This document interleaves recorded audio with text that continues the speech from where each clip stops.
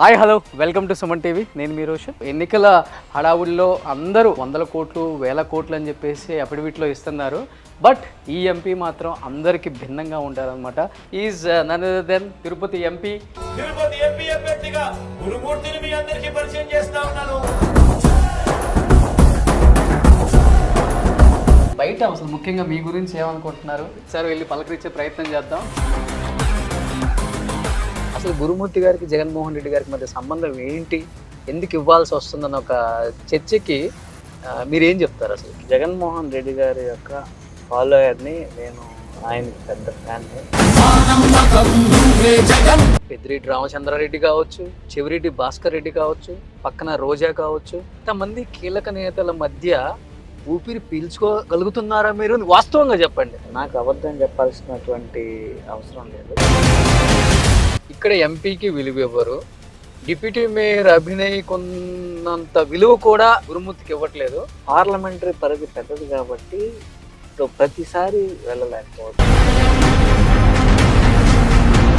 పెద్దిరెడ్డి రామచంద్రారెడ్డిని కలవటానికి వెళ్తే నిలబడి మనం ఏం చెప్పాలనుకున్నామో చెప్పి రావడం తప్పితే ఆయన ముందు కూర్చునే దమ్ము ధైర్యం ఎవరికి లేదు. 200 మంది కూర్చోవడానికి వెయిటింగ్ హాల్స్ ఉంది. కూర్చోవటం వేరు, వాళ్ళ ముందు కూర్చోవటం వేరు. అదే బయట జరుగుతున్న చర్చని చెప్తున్నాను నేను. ఇప్పుడు ఈ మధ్య రీసెంట్గా జగన్మోహన్ రెడ్డి గారికి ఒక గాయం అయింది. ఆ గాయం అనేది కోడికత్తి 2 అని టీడీపీ జనసేన అంటుంది. జస్ట్ 1 ఇంచ్ పైన ఇక్కడ తగిలి మళ్ళా పక్కనుండి వెల్లంపల్లి శ్రీనివాసన్నకి తగిలి, మొన్న ఒక కంటికి అయితే నిన్న ఇవాళ ఇంకొక కంటికి స్టిక్కర్ వేసుకున్నారు అని రకరకాలు పెట్టేస్తారు సోషల్ మీడియాలో. ఎక్కడెక్కడో మీ పక్కన ఉన్న చెవిరెడ్డి భాస్కర్ రెడ్డిని ప్రకాశం జిల్లాలో ఒంగోలు ఎంపీగా పోటీ చేయమంటేంటి, అక్కడెక్కడో నెల్లూరు జిల్లాలో ఉన్న అనిల్ యాదవ్ తీసుకెళ్లి పల్నాడు జిల్లాలో ఉన్న నర్సరావుపేటకి ఎంపీగా పోటీ చేయమని చెప్పడం ఎందుకు? మరి పార్టీ క్యాండిడేట్ ఇక్కడైతే బాగుంటుంది అని అనుకొని, అంటే కుటుంబానికి మేలు చేయని వాడు ఆంధ్రప్రదేశ్ రాష్ట్ర ప్రజలకి ఏం మేలు చేస్తారు, ఏం మంచి చేస్తారు అని షర్మిల గారు ఏకేస్తున్నారు. టీడీపీ పార్టీ ట్రాప్ లో పడిపోయి వాళ్ళు ఆడే గేమ్ లో ఆమె భాగం అయిపోయింది. సో ఫైనల్ గా ఎంపీ గారి స్వగ్రామంకి వచ్చాం. సో ఇది మీరు చదువుకున్న స్కూల్? చిన్నప్పుడు చదువుకున్న స్కూల్ చిన్నప్పుడు. ఇప్పుడు జగనన్న ప్రభుత్వం వచ్చిన తర్వాత నా క్లాస్మేట్ ఈయన. సో ఎంపీ గారి క్లాస్మేట్ అండి. సో ఆయన బుట్టలు వెళ్తున్నారు ఇప్పుడు, ఈయన ఎంపీగా ఉన్నారు.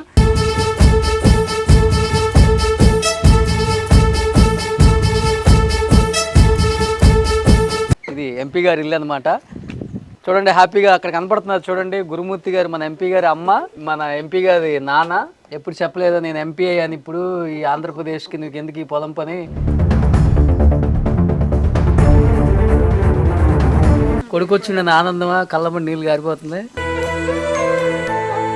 మరి ఎందుకు ఏడుస్తున్నావు?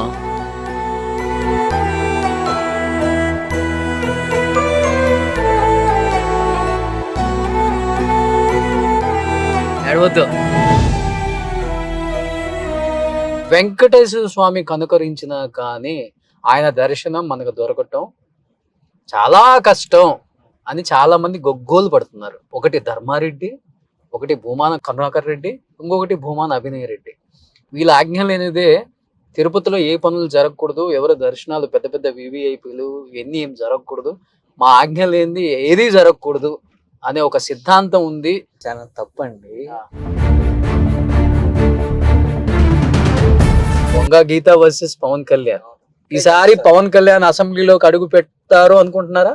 ఆయన పెట్టలేడండి. ఆయన సో ఫైనల్గా ఎన్ని సీట్లు వస్తాయి అనుకుంటున్నారు వైఎస్ఆర్సీపీకి? కుప్పం కూడా. సో పెత్తందారులకి పేదలకి జరుగుతున్న ఒక యుద్ధం అంటారు. Hi hello welcome to Suman TV. నేను మీ రోషన్. ప్రజెంట్ నేను తిరుపతిలో ఉన్నాను అనమాట. సో 2 తెలుగు రాష్ట్రాలలో ఎండలు ఎంతైతే బగబగ మండుతున్నాయో అదేవిధంగా రాజకీయ రణరంగం కూడా చాలా హీట్ ఎక్కిందని చెప్పుకోవచ్చు. ముఖ్యంగా ఆంధ్రప్రదేశ్ రాజకీయం చూస్తే నువ్వా నేనా అన్న ఒక హీట్ అయితే గట్టిగా ఉంది. సో ఈసారి కూటమి అధికారంలోకి వస్తుందని వాళ్ళు, లేకపోతే ఎంతమంది కలిసి వచ్చినా కానీ ఈసారి అధికారంలోకి వచ్చేది మళ్ళీ వైసీపీ మాత్రమే. సో రూరల్లో ఉన్న ప్రతి ఓటర్ కూడా మా సైడే ఉన్నారు, ప్రతి ఒక్కరు కూడా వైసీపీ మళ్ళీ రావాలి, జగన్మోహన్ రెడ్డి మళ్ళీ రావాలని కోరుకుంటున్నారని వాళ్ళు ఎవరికెవరు తగ్గట్లేదు. సో ఎన్నికల ప్రచారం అయితే ఎంత వేడిగా జరుగుతుందంటే అస్సలకి ఈ ఇప్పుడున్న ఎండాకాలం ఎండలు కూడా అంత వేడిగా లేవండి. సో అంత వేడిగా జరుగుతున్నాయి. సో ఇప్పుడు నేను వచ్చింది ఒక రాజకీయ నాయకుడి ఇంటికే. సో ఏమాత్రం డౌట్ లేదనమాట. సో ఎన్నికల హడావుడిలో అందరూ ఇప్పుడు అఫిడవిట్ ఇచ్చే దాంట్లో చాలామంది ఎంపీలు 100 కోట్లు 1000 కోట్లు అని చెప్పేసి అఫిడవిట్లో ఇస్తున్నారు. బట్ ఈ ఎంపీ మాత్రం అందరికీ భిన్నంగా ఉంటారనమాట. కేవలం ఎంపీగా ఉన్నప్పటి నుంచి కూడా ఒక సింగిల్ బెడ్రూమ్ హౌస్లో ఉంటూ సాధారణమైన లైఫ్ స్టైల్, బిఫోర్ తన ఏదైతే లైఫ్ స్టైల్ ఉందో ఎంపీ అయిన తర్వాత కూడా అదే లైఫ్ స్టైల్ని కొనసాగిస్తూ ఎటువంటి సెక్యూరిటీ లేకుండా సింపుల్గా తిరుపతిలో ప్రజలతో మమేకమై ప్రజలతో పాటు కలిసి ఉంటున్న ఒకే ఒక్క లీడర్ అని చెప్తూ ఉంటారు ఈ జిల్లాలో. Is none other than Tirupati MP Gurumurthy గారు ఇక్కడ ఉన్నారనమాట. సో గురుమూర్తి గారు, సో నమస్తే. నమస్తే. సో ఎంపీ అనగానే అందరూ గుర్తొచ్చేది ఎమ్మెల్యేలకు కూడా ఫండ్ చేసే అంత కుబేరులై ఉండాలి అని చెప్తూ ఉంటారు. కానీ మీ జిల్లాలో ముఖ్యంగా ఎంపీ అనగానే ఎమ్మెల్యేలు మాత్రమే ఎంపీకి ఫండ్ చేసే ఏకైక వ్యక్తి ఎవరైనా ఉన్నారంటే అది గురుమూర్తి గారే. చూస్తున్నారు కదా, ఇప్పుడు ఉంది ఇది హాల్ అండి. సో అది ఒక కిచెన్, ఇది ఒక బెడ్రూమ్. తన లైఫ్ స్టైల్ పైన కూడా అంతే ఉంటుంది అనమాట. సో ఇది ఆఫీసా ఇప్పుడు? ఇప్పుడు ఆఫీస్. ఇది ఆఫీస్. సో మీ లైఫ్ స్టైల్ ఇదే ఇంకా? జస్ట్ సోషల్ మీడియా కోసం చిన్నగా క్రియేట్ చేసుకున్నటువంటి ఆఫీస్. ఓకే. ఇప్పుడు ఎలక్షన్ కాబట్టి ఓకే. సో వీళ్ళకి డిస్టర్బెన్స్ ఉండకూడదని ఇక్కడ పెట్టాం. ఇంకోటి చిన్న ఆఫీస్ అటు పక్కన ఉంది ఇంకోటి. బట్ మీరుండే నివాసం కూడా అంతే అంతే. సో ఇప్పుడు ఎన్నికల వేడి గట్టిగా ఉంది కాబట్టి బయట అసలు ముఖ్యంగా మీ గురించి ఏమనుకుంటున్నారు? సో మీ సొంత నియోజకవర్గంలో అండ్ మీ సొంత ఊర్లో ఏమనుకుంటున్నారు ఒకసారి వెళ్ళి పలకరించే ప్రయత్నం చేద్దాం. మీ తల్లిదండ్రులతో కూడా ఒకసారి మాట్లాడే ప్రయత్నం చేద్దాం. ఎస్. సో గురుమూర్తి గారు, తిరుపతి ఎంపీ అనగానే కొన్ని 100 కోట్లు ప్రాంతీయ పార్టీలో ఉన్న ప్రతిపక్ష నేతకు కావచ్చు, అధికారంలో ఉన్న సీఎంకి కావచ్చు, ఎవరైనా కానీ ఇచ్చుకొని పోటీ చేసే ఒక సత్తా ఉన్న ప్లేస్ ఇది. అలాంటిది అసలుకి ఒక నియోజకవర్గానికి కూడా ఖర్చు పెట్టలేని గురుమూర్తి అని తెలిసి కూడా జగన్మోహన్ రెడ్డి గారు మీ వైపున మక్కువ చూపటం ఆ రోజుల్లో పెద్ద చర్చాంశనీయం. అది పక్కన పెడితే ఈసారి మళ్ళీ మీకే అనౌన్స్ చేయటం చాలా అంటే చాలా రగడ నడుస్తుంది, చర్చ నడుస్తుంది. అసలు గురుమూర్తి గారికి జగన్మోహన్ రెడ్డి గారికి మధ్య సంబంధం ఏంటి, ఎందుకు ఇవ్వాల్సి వస్తుందన్న ఒక చర్చకి మీరేం చెప్తారు? అసలు నేను జగన్మోహన్ రెడ్డి గారి యొక్క ఫాలోయర్ని, నేను ఆయనకి పెద్ద ఫ్యాన్ని, వైఎస్ఆర్ కుటుంబానికి వేల మంది లక్షల మంది ఉంటారు కదా అభిమానిని. అలాగే నమ్ముకొని పనిచేసే కార్యకర్తకి విలువిచ్చే గొప్ప నాయకుడు, దర్శకుడు వైఎస్ జగన్మోహన్ రెడ్డి గారు. దానిలో భాగంగానే నాకు ఎంపీ సీట్ ఇవ్వడం జరిగింది. సో ఇప్పుడు ఫ్యాన్ అయితే ఎంపీ సీట్లు ఇచ్చేస్తారనమాట. అంటే నిజంగా పనిచేస్తున్నాం కదా, ఎంతో మంది కార్యకర్తలు అందరం కలిసి పనిచేస్తున్నాం. సో గౌరవ ముఖ్యమంత్రి గారు గుర్తించి నాకు ఈ సీట్ ఇవ్వడం జరిగింది. అలాగే కార్యకర్తలందరికీ కూడా నాకు ఖచ్చితంగా న్యాయం చేయాలి, చేసే మనస్తత్వం ఉన్న గొప్ప వ్యక్తి. ఆయన పాదయాత్ర చేసేటప్పుడు కావచ్చు, షర్మిల పాదయాత్ర చేసేటప్పుడు కావచ్చు, విజయమ్మ కూడా యాత్ర చేసేటప్పుడు కావచ్చు, మీరు ఆ కుటుంబానికి అత్యంత సన్నిహితుడు, వాళ్ళకి ఫిజియోథెరపిస్ట్, ఒక డాక్టర్. అలాంటి ఒక ఫిజియోథెరపిస్ట్కి ఇంత విలువ ఇవ్వటం అనేది ఏంటి ఆ మర్మం? అది ఒక్క వైఎస్ కుటుంబానికి మాత్రమే చెల్లుతుంది. నమ్మిన వాళ్ళని హక్కును చేర్చుకోవడం అంటే ఎలాంటి పరిస్థితులు వచ్చినా కూడా చెయ్యి విడవకుండా పట్టుకెళ్లే మనస్తత్వం ఉండేది ఒక వైఎస్ కుటుంబానికి.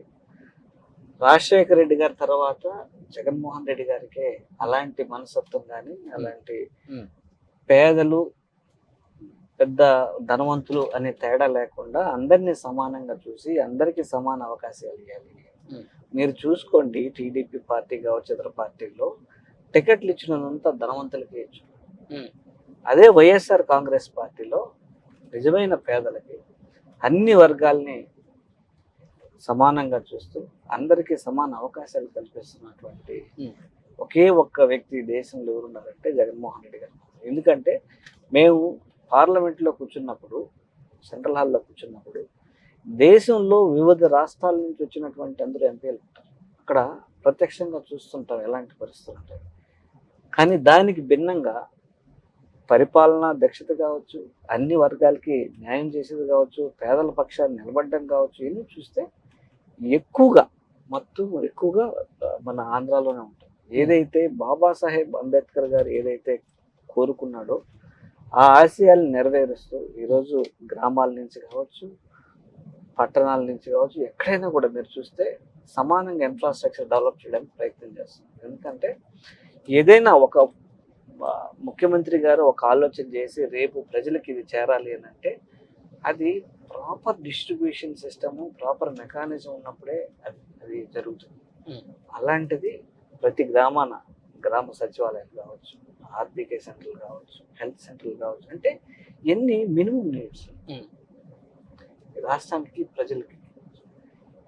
కాబట్టి మొట్టమొదటిగా ఈ రాష్ట్రంలోనే అవలంబించి ఇప్పుడు ఏ సర్టిఫికేట్ కావాలన్నా, ఏ సమస్య ఉన్నా కూడా మండల ఆఫీసుల చుట్టూ, కలెక్టరేట్ల చుట్టూ చుట్టకుండా మ్యాక్సిమం గ్రామ సచివాలయంలో అప్లై చేసుకున్న మన ఇంటికే వాలంటీర్ సర్టిఫికేట్ తీసుకొచ్చి ఇచ్చే పరిస్థితి. ముందుటికి ఇప్పటికీ చాలా డిఫరెన్స్ వస్తుంది.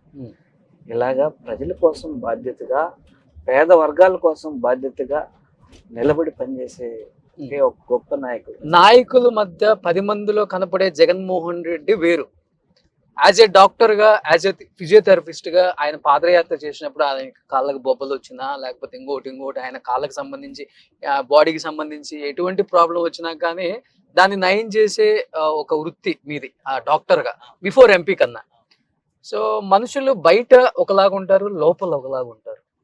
మీరు 4 గోడల మధ్య కానీ, లేకపోతే ఆ క్యారివాన్ అనే ఒక బస్సులో కానీ జగన్మోహన్ రెడ్డిని మీరు అబ్జర్వ్ చేసింది ఏంటి? అప్పుడే ఎక్కువ ఓపెన్ అయి మాట్లాడతారు ఏ వ్యక్తి అయినా కానీ. కొంతమంది వచ్చి సార్ వాళ్ళు ఎట్టన్నారు వదిలేంది, మీరు పని మీరు చేయండి, ప్రజలకు ఏం కావాలో అది చూడండి. మనం ప్రజలు నమ్ముకోవాలి, దేవుని నమ్ముకోవాలి, మన కష్టాన్ని నమ్ముకోవాలి. మిగిలిన వాటి మీద దృష్టి సారించకుండా దీని మీద దృష్టి సారించండి అని చెప్పేవారు. అలాగే ప్రజలు ఏదైనా పాదయాత్రలు నడిచిపోయేటప్పుడు ఏదైనా ఒక సమస్య గురించి చెప్పారంటే దాని గురించి కూలంకషంగా ఆలోచన చేసి రాసుకునేవాళ్ళు సార్. వాటికి పరిష్కారాల కోసం అధికారులను కావచ్చు, అప్పుడు ఉన్నటువంటి ఇంటలెక్చువల్స్ కావచ్చు, వాళ్ళందరినీ కావచ్చు, దాని గురించి ఎంక్వైరీ చేయమనేవాళ్ళు. ఆ డీటెయిల్స్ తీసుకొని ఎప్పటికప్పుడు నోట్ చేసుకొని ఫీడ్ చేసుకునేవాళ్ళు. సో ఇట్లా 4 గోడల మధ్య మా మధ్య సంభాషణ బయట ఒకలాగా ఉంటారు జగన్, లోపల ఒకలాగా ఉంటారు అనేది బయట ఎక్కువ ఆరోపణలు అయితే జరుగుతుంటాయి. కాబట్టి పనులు అవన్నీ తెలియని వాళ్ళు ఏదైనా మాట్లాడుకుంటారు. వాస్తవంగా నేను చూసింది ఏంటంటే బయట సమస్యలన్నీ విన్నా కూడా లోపల కూడా తదేకంగా ఆ సమస్యల పరిష్కారం కోసం ఆయన ఆలోచన చేస్తుంటాడు. చాలా ఫ్రెండ్లీగా అందరితోనూ గౌరవంగా ఉంటారు. ప్రతి ఒక్కరిని అన్నాన్ని సంబోధిస్తుంటారు. బాగా చూస్తారు. అంతకుముందు ఇంకొక అపవాదం కూడా ఉంది ఆయనకి, ఎవరిని సార్ అనాలంట, అట్లా ఏదో చెప్పేసేవాళ్ళు. ఈవెన్ పనిచేసే వాళ్ళను కూడా అతను ఆయన సార్ గౌరవంగా పిలుస్తారు, పేరు పెట్టి గౌరవంగా పిలుస్తారు. ఇన్ని రకరకాల అపోహలు క్రియేట్ చేస్తుంటారు అవతల పక్షాల వాళ్ళు. కానీ వాస్తవంగా అది తప్పు. అంటే మిమ్మల్ని ఇష్టపడిన వాళ్ళు రకరకాలుగా మాట్లాడుండొచ్చు. మీకు ఎంపీ పదవి అనౌన్స్ చేసిన తర్వాత, అరే కాళ్ళు ఒత్తుకునే వాడికి ఎంపీ సీట్ ఇవ్వడం ఏంటి, జగన్ కి పిచ్చి ఎక్కిందా, అంటే ఇలా మాట్లాడిన సందర్భాలు చూసినాము, విన్నాం కూడా మనం. వాస్తవం. అంటే అలాంటిది ఒక్కసారిగా తిరుపతి ఎంపీ గురుమూర్తి అని అనౌన్స్ చేయగానే what was your first reaction Gurumurthy గారు? అంటే మా బాస్ మళ్ళీ బాధ్యత పెట్టాడు అన్న ఫీలింగ్ ఉంది. ఎందుకంటే నాకు ఎమోషన్స్ అంత పెద్దగా ఎక్కువ ఉండవు. ఎవరికి? మీకు. నాకు. సో మా బాస్ ఏది చెప్తే దాన్ని. మీ బాస్ కొంటాయా? మా బాస్ అన్నిత్యం దీని గురించి ఆలోచన చేస్తుంటాడు కదా, ఎలా చేయాలి ఏమి అనేది దాని మీదే ఉంటాడు ఆయన. ఆయన ఎక్కువ టీవీలు చూడటం కానీ, మొబైల్ చూడటం కానీ, ఇంకోటి కానీ ఏమి ఉండదు. సో ఆయనకు ఉన్న టైంని చాలా చక్కగా ఆయన వినియోగించుకుంటూ ప్రజల సమస్యల పరిష్కారం గురించి 99.999% టైం యూస్ చేస్తారు. టీవీలు సెల్లులు చూడండి, ఒక నాయకుడికి ఎలా తెలుస్తుంది అసలు బయట ఏం జరుగుతుంది, ప్రతిపక్షం ఏం మాట్లాడుతుంది, ఇప్పుడు ప్రజల్లో అసలు ఏ విధంగా మన మీద ఒకటి అవగాహనతో మాట్లాడుతున్నారా లేదా? ప్రతిరోజు అన్ని న్యూస్ పేపర్లు చూస్తారు, ఏ ఒక్క ఇది మిస్ కాకుండా అన్ని చూస్తుంటారు. అంటే ఎక్కువ సమయం ఎక్కువ మంది నాయకులు టీవీల ముందు అతుకొని ఉంటారు, కానీ మా బాస్ అట్లా ఉండదు. ఆయన ముందు ఉన్నటువంటి సవాళ్ళు కావచ్చు, ఆయన ముందు పెట్టినటువంటి సమస్యల పరిష్కారం, దాన్ని ఏం చేయాలి, దీని మీద ఎక్కువ సమయం గడుపుతారు ఆయన.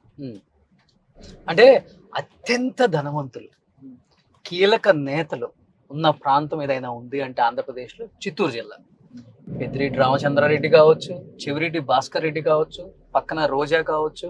అంటే ఇంతమంది కీలక నేతల మధ్య ఊపిరి పీల్చుకోగలుగుతున్నారా మీరు? వాస్తవంగా చెప్పండి, విలువ ఇస్తున్నారా మీకు? ఖచ్చితంగా. ఎందుకంటే ఈ కరుణాకర్ అన్న కావచ్చు, చెవిరెడ్డి భాస్కర్ అన్న కావచ్చు, పెద్దిరెడ్డి రామచంద్రారెడ్డి గారు కావచ్చు, రోజాక్క కావచ్చు, బిఎఫ్ మసూదన్ రెడ్డి గారు కావచ్చు, వీళ్ళందరూ కూడా ఏంటంటే యాజ్ ఏ కుటుంబ సభ్యుల్లాగా, చిన్న తమ్ముళ్ళలాగా నన్ను చూసుకుంటారు. డిసిషన్ తీసుకోగలరా అసలు మీరు?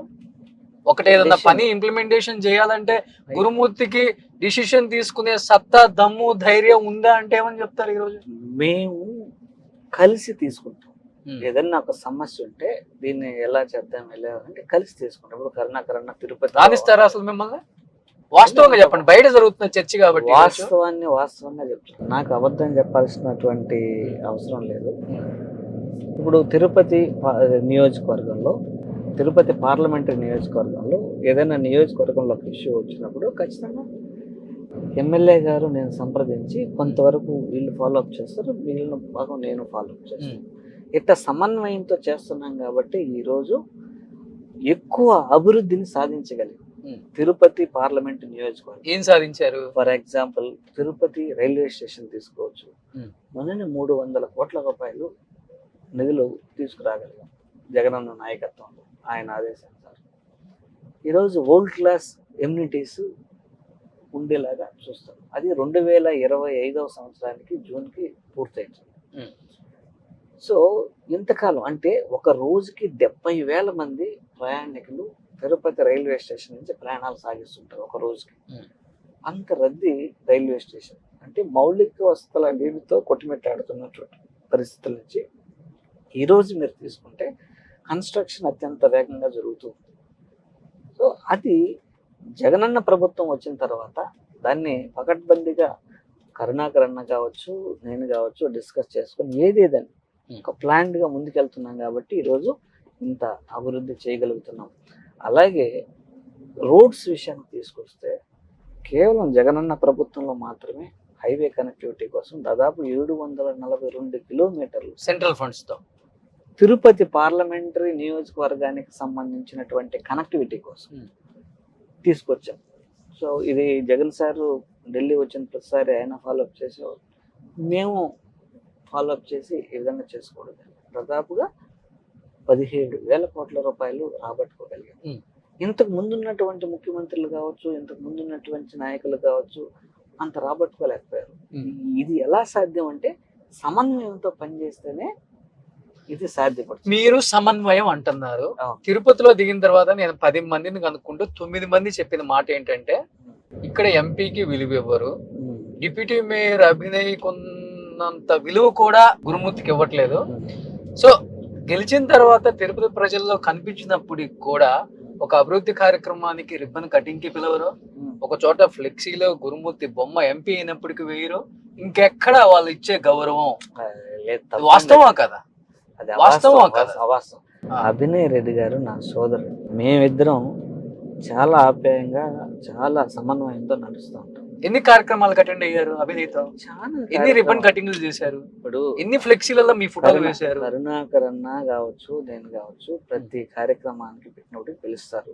అంటే పార్లమెంటరీ పరిధి పెద్దది కాబట్టి ఇప్పుడు ప్రతిసారి వెళ్ళలేకపోవచ్చు, అన్ని నియోజకవర్గాల్లో కార్యక్రమాలు అటెండ్ అవ్వాలి కాబట్టి నేను వెళ్తూ ఉంటాను. సో చాలా కార్యక్రమాలు మేము రీసెంట్గా కూడా ఫుట్ ఓవర్ బ్రిడ్జ్ ఓపెనింగ్ కానీ, రోడ్స్ ఓపెనింగ్ కానివ్వండి, ప్రతి ఒక్కదానికి పిలుస్తారు. సో ఆ సమస్య నాకు లేదు. బేసిక్గా ఏదో తెలియని వాళ్ళు రకరకాలుగా మాట్లాడుకుంటారు. సో దాన్ని మనం దాని గురించి చర్చించుకోవాల్సినంత అవసరం కూడా లేదని నా అభిప్రాయం. సో ఉన్న 7 నియోజకవర్గాల ఎమ్మెల్యేలు ఒక కుటుంబ సభ్యుల్లాగే చూస్తారు కానీ Yes. ఎటువంటి భిన్నాభిప్రాయాలు లేవు. లేవు.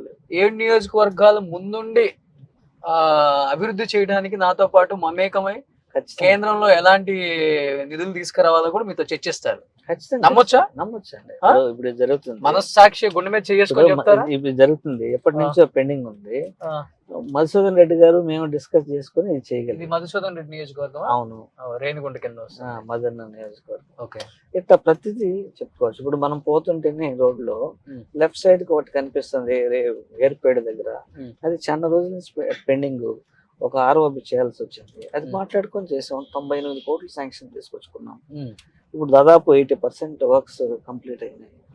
సో ఇట్లా రోడ్స్ కనెక్టివిటీ ఇంక ఇటువైపు చెన్నై పైపు పోయే రోడ్డుకి సంబంధించి దాదాపుగా 7 దగ్గరలో వర్క్ పెండింగ్ అయిపోయింది. దాదాపుగా 15 సంవత్సరాల పై వరకు. ఉమ్, అది కూడా మాట్లాడుకొని దాదాపు 158 కోట్లు తీసుకొచ్చి ఈ రోజు పూర్తి చేశాం. Hmm. అదైన వెంటనే మళ్ళీ 4 లైన్స్ ఉంటే బాగుంటుంది ప్రాపర్ గా కనెక్టివిటీ. ప్లస్ గాజుల మండ్యం దగ్గర నుంచి పై సీమాలవరం వరకు 6 లైన్ ఉంటే బాగుంటది. ఎందుకంటే ఇక్కడ 6 లైన్ ఉంది, అటువైపు అన్ని వైపుల నుంచి 6 లైన్ వస్తా ఉండేది ఉంటే బాగుంటుంది. అది కూడా శాంక్షన్ తీసుకొచ్చాం. Hmm. 1553 కోట్లు శాంక్షన్ చేసుకొచ్చాం మనని.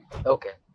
సో ఇలా అన్ని కూర్చొని పరిస్థితి మాట్లాడుకుంటేనే ఇప్పుడు ఒక ఎమ్మెల్యే ఒక ఎంపీ సఖ్యతతో ఉండి డిస్కస్ చేసుకొని ప్రాపర్ గా కోఆర్డినేట్ చేసుకొని ముందుకు వెళ్ళగలిగితే మంచి ఫలితాలను రాబట్టచ్చు. అంటే- దానికి ఉదాహరణ తిరుపతి పార్లమెంట్. అంటే ఇంకొకటి బయట ఎక్కువగా జరిగే చర్చ, ఈ జిల్లా నాయకులు ముఖ్యంగా ఎమ్మెల్యేలు ఎంపీలు ఎవరైతే ఉన్నారో పెద్దిరెడ్డి రామచంద్రారెడ్డిని కలవటానికి వెళ్తే నిలబడి మనం ఏం చెప్పాలనుకున్నామో చెప్పి రావటం తప్పితే ఆయన ముందు కూర్చునే దమ్ము ధైర్యం ఎవరికి లేదు. అది చాలా పెద్ద తప్పండి ఆ, మాట్లాడేది. ప్రతిరోజు ఉదయం 6:30-7 గంటల నుంచి ఆ. పెద్దిరెడ్డి గారు పెద్ద ఆఫీస్ కట్టున్నారు. మిథునన్న పెద్దిరెడ్డి గారు పెద్ద ఆఫీస్ కట్టున్నారు. చాలా మంది కూర్చోవచ్చు. దాదాపు 100-200 మంది కూర్చోవడానికి వెయిటింగ్ హాల్స్ ఉంది. కూర్చోవటం వేరు, వాళ్ళ ముందు కూర్చోవటం వేరు. అదే అటువైపు బయట జరుగుతున్న కూర్చోండి. చర్చని చెప్తున్నాను నేను. అంటే ఆడ ఆఫీస్లో పోయి చూసిన వాళ్ళు మీరు చూడండి, ప్రాక్టికల్ గా మీరే వెళ్ళి చూడండి, మీకు క్లియర్ గా తెలుస్తుంది. అంటే ఏదో ఒకటి క్రియేట్ చేయాలని క్రియేట్ చేస్తుంటారు తప్ప వాళ్ళు చాలా అనుభవజ్ఞులు. దాదాపు 40 సంవత్సరాల నుంచి సుదీర్ఘంగా రాజకీయాలు ఉన్నారు, మంత్రులు ఉన్నారు. చాలా మంది కార్యకర్తలకి సహాయ సహకారాలు అందిస్తుంటారు, పార్టీని గాడిలో పెడుతుంటారు. దగ్గర సమస్య వచ్చినప్పుడు ఎవరెవరు పాత్ర వాళ్ళు పోషిస్తున్నారు, దాంట్లో వాళ్ళు కీలక పోషిస్తున్నారు. ఇప్పుడు మాకు రీజనల్ కోఆర్డినేటర్ కూడా పెద్దిరెడ్డి గారే. బాగా ఎక్కడ నియోజకవర్గాల సమస్యలు వచ్చినా కూడా ఆయన అన్ని బ్యాలెన్స్ చేస్తూ పోతుంటారు. అంటే ఇప్పుడు గురుమూర్తి గారు అనగానే 0% కరప్షన్, పెద్దగా ఆస్తులు లేవు.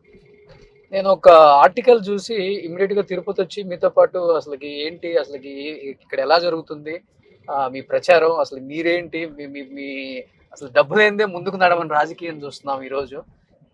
తెచ్చుకుంటే గానీ పూట కడవని కుటుంబం నుంచి వచ్చి ఈరోజు తిరుపతి ఎంపీ అంటే మామూలు విషయం కాదు. 100 కోట్లు పైబడి ఖర్చు పెట్టాల్సిన ఒక ఎంపీ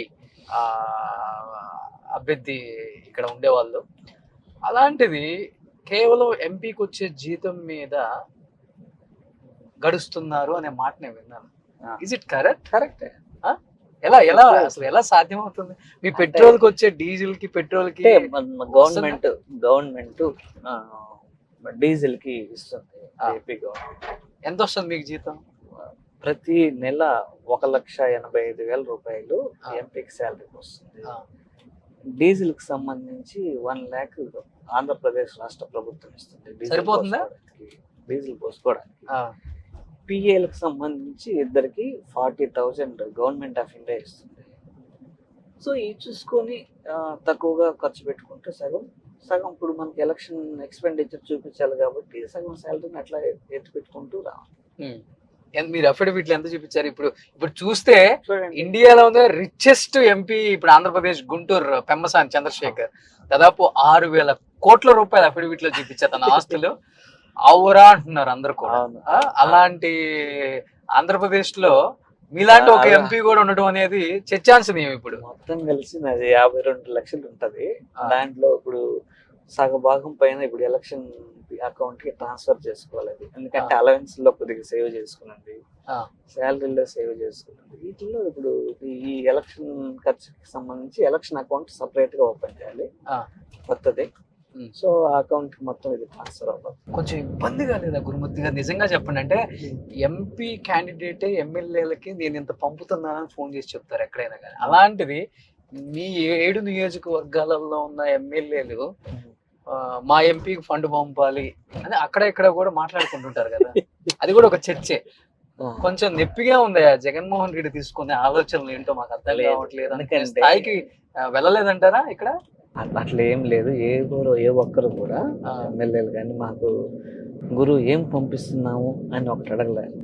గురు నీకు ఇష్టం వచ్చిన దగ్గర నువ్వు తిరుగు, మేము చేసేది చేస్తుంటాం అని నాకు సపోర్ట్ చేశారు. కానీ నా బ్రదర్స్ అందరూ కూడా నన్ను ఎప్పుడు అట్ట ఇది కలరు. దాన్ని నేను ఐఎమ్ లక్కీ. ఎందుకంటే వైఎస్ఆర్ కాంగ్రెస్ పార్టీ కుటుంబ సభ్యుడిని అయినందుకు నేను గర్వంగా ఫీల్ అవుతున్నాను. ఎందుకంటే కేవలం వైఎస్ఆర్ కాంగ్రెస్ పార్టీలోనే చూడగలను, మిగిలిన పార్టీలో చూడలేను. అంతా కోటేశ్వర్లో పెద్దదాన్ని. చాలా విచిత్రం అండి. ఈరోజు చూడండి, జగన్ అన్న ఒక టిప్పర్ డ్రైవర్కి ఇచ్చారు, ఒక ఉపాధి హామీలో పనిచేసే అతనికి ఇచ్చారు. సో ఇట్లా చూసుకుంటూ పోతే అందరికి చిన్న చిన్న వర్గాల నుంచి వచ్చినటువంటి వాళ్ళందరికీ ఆయన హక్కును చేస్తున్నారు. డాక్టర్ బిఆర్ అంబేద్కర్ గారు అంటే సింపతి కోసం ఇచ్చారనుకోవచ్చా, లేకపోతే సింపతి కోసం అంటే అవతల పార్టీలు కూడా ఇవ్వచ్చు కదా. అది దానికి మనసు ఉండాలి. వాళ్ళ స్ట్రాటజీ వేరే ఉందేమో. మనసు ఉండాలి ఇవ్వడానికి, చెయ్యాలి అనే మనస్తత్వం. సరే, మీరు అన్నారు మనసుండి నాకు కూడా ఇచ్చారు. ఆయన పాదయాత్ర టైంలో ఒక ఫిజియోథెరపీ డాక్టర్ గా ఆయనకి అన్ని సమయాలలో అందుబాటు ఉన్నాడు కాబట్టి గురుమూర్తి లాంటి ఒక మంచి క్యాండిడేట్కి ఇద్దాం, మంచి వ్యక్తి నియోజకవర్గాలను ముందుకు తీసుకెళ్తాడు, రథసారథి అనుకొని ఇచ్చారనుకోండి. మరి ఇప్పుడు ఎంపీగా నిలబడుతున్నారు కాబట్టి ఎప్పుడైనా కానీ మంచి చెడులు కానీ ఫైనాన్షియల్గా ఎలా ఉంది పొజిషన్, ఏం కావాలి, ఎప్పుడన్నా ఆయన తరపున కానీ ఆయన పిఎల్ తరపున కానీ ఎవరైనా అడగటం జరుగుతుంది? ఖచ్చితంగా అడుగుతారు, అడగకుండా ఉండరు. ఇప్పుడు ఎలా నడుస్తుంది అని అడుగుతారు. బాగుంది సార్, హ్యాపీగా ఉంది, పనులు చేసుకుంటూ ముందుకు వెళ్తాము, అందరిని కలుపుకొని వెళ్తున్నాం, ఈ పనులు ఈ వర్క్స్ ఈ స్టేజ్ లో ఉండే ఇవన్నీ కూడా చెప్తుంటాం. సో అడిగేది అయితే అడుగుతుంటారు. సో ఎప్పుడు నిత్యం ఆయన వెంట ఉండి ఆయన ఆరోగ్య యోగక్షేమాలు చూసుకునే ఒక డాక్టర్, ఫిజియోథెరపీ డాక్టర్ గురుమూర్తి గారు. సో ఎంపీ అయిన తర్వాత ఇప్పుడు మీరు కూడా ఒక ఎంపీ, మెంబర్ ఆఫ్ పార్లమెంట్, మీ స్థాయి కూడా మారింది కాబట్టి ఇప్పుడు ఈ మధ్య రీసెంట్ గా జగన్మోహన్ రెడ్డి గారికి ఒక గాయం అయింది. అవును. ఆ గాయం అనేది కోడికత్తి 2 అనే టీడీపీ జనసేన అంటుంది. మీరేమంటారు? మీ పార్టీకి సంబంధించి అసలు ఏం డిస్కషన్ జరిగింది? చిన్న గాయం, ఎందుకు స్టిచెస్ పడ్డాయి, ఇది ఒక డ్రామా, ఇది ఒక సింపతి? అది చాలా షార్ప్ గా ఉన్నటువంటి రాయిని చాలా బలంగా విసురున్నారు. సో పొరపాటున ఇక్కడ తగులుంటే చాలా ప్రమాదం జరిగింది, పోనీ కంటికి తగులుంటే చాలా ప్రమాదం జరిగింది. హెడల్లో జస్ట్ 1 ఇంచ్ పైన ఇక్కడ తగిలి మళ్ళా పక్కనుండే వెల్లంపల్లి శ్రీనివాస్ అన్నకి తగిలి ఆయనకి గాయమే. అంటే ఎంత ఫోర్స్ ఆయన కూడా ట్రోల్ అవుతుంది కదా, మొన్న ఒక కంటికి అయితే నిన్న ఇవాళ ఇంకొక కంటికి స్టిక్కర్ వేసుకున్నారు అని ఇబ్బంది రకరకాలుగా పెట్టేస్తారు సోషల్ మీడియాలో. ఏముంది, సో మనం లైవ్ లో చూస్తున్నాం కదా, వీడియోస్ చూస్తుంటే వాళ్ళు పూలమాల వేసి జరిగినప్పుడు వెంటనే తగలడం, ఆయన చేయబట్టుకుని రావడం, తీసుకెళ్ళడం, డాక్టర్ స్టిచెస్ వేయడం కూడా చూసాం కదా. దీంట్లో అబద్ధం ఎక్కడ? సో అది ఎంత వేగంగా వచ్చి తాకి ఉంటే, ఇద్దరిని తాకి, సార్ని తాకి, అక్కడి నుంచి ఎల్లంపల్లిని తాకి ఆయన దెబ్బ తగిలి పెట్టి పొరపాటున కంటికో లేదంటే ఎక్కడో తగిలి ఉంటే సో చాలా ప్రమాదం జరిగింది. అంటే ఇవన్నీ ఏంటంటే వాంటెడ్ గా వీళ్ళు వాళ్ళ అల్లరి మోకాలతో చేయించేసి వాళ్లే చేయించుకున్నారని బురదలడం తప్పితే ఇప్పుడు దేనికి మాకెందుకు సింపతి కావాలా? ఈరోజు పేద ప్రజలందరూ కూడా వైఎస్ఆర్ కాంగ్రెస్ పార్టీ వైపు ఉన్నారు, జగన్ సార్ మద్దతు తెలుపుతున్నారు. ఇప్పుడు వాళ్ళ వైపు ఎందుకు కావాలి అంటే ఓడిపోతున్నారు అన్న ఒక భయం మీలో మొదలైంది, బయట చర్చగా నడుస్తుంది కదా. వైఎస్ఆర్ కాంగ్రెస్ పార్టీ ఓడిపోతుందా భయం లేదు. వైఎస్ఆర్ కాంగ్రెస్ పార్టీకి భయపడే తెలుగుదేశం పార్టీ మరో 2 పార్టీలతో జతకట్టి ఈరోజు ఎన్నికల్లో బరిలా నిలబడింది. సో వైఎస్ఆర్ కాంగ్రెస్ పార్టీ భయపడితే వైఎస్ఆర్ కాంగ్రెస్ పార్టీ పోలేదు కదా, ఇతర పార్టీలు ఎవరు వెళ్ళారు? తెలుగుదేశం పార్టీ వెళ్ళింది, చంద్రబాబు నాయుడు గారు వెళ్ళారు.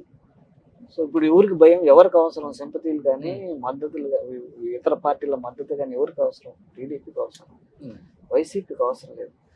జగన్ సార్ ఏంటంటే ప్రజలు నమ్ముకున్నాడు, మంచి పనులు చేశాడు, ఆయన చెప్పినవి చేశాడు, చెప్పనివి కూడా చేశాడు.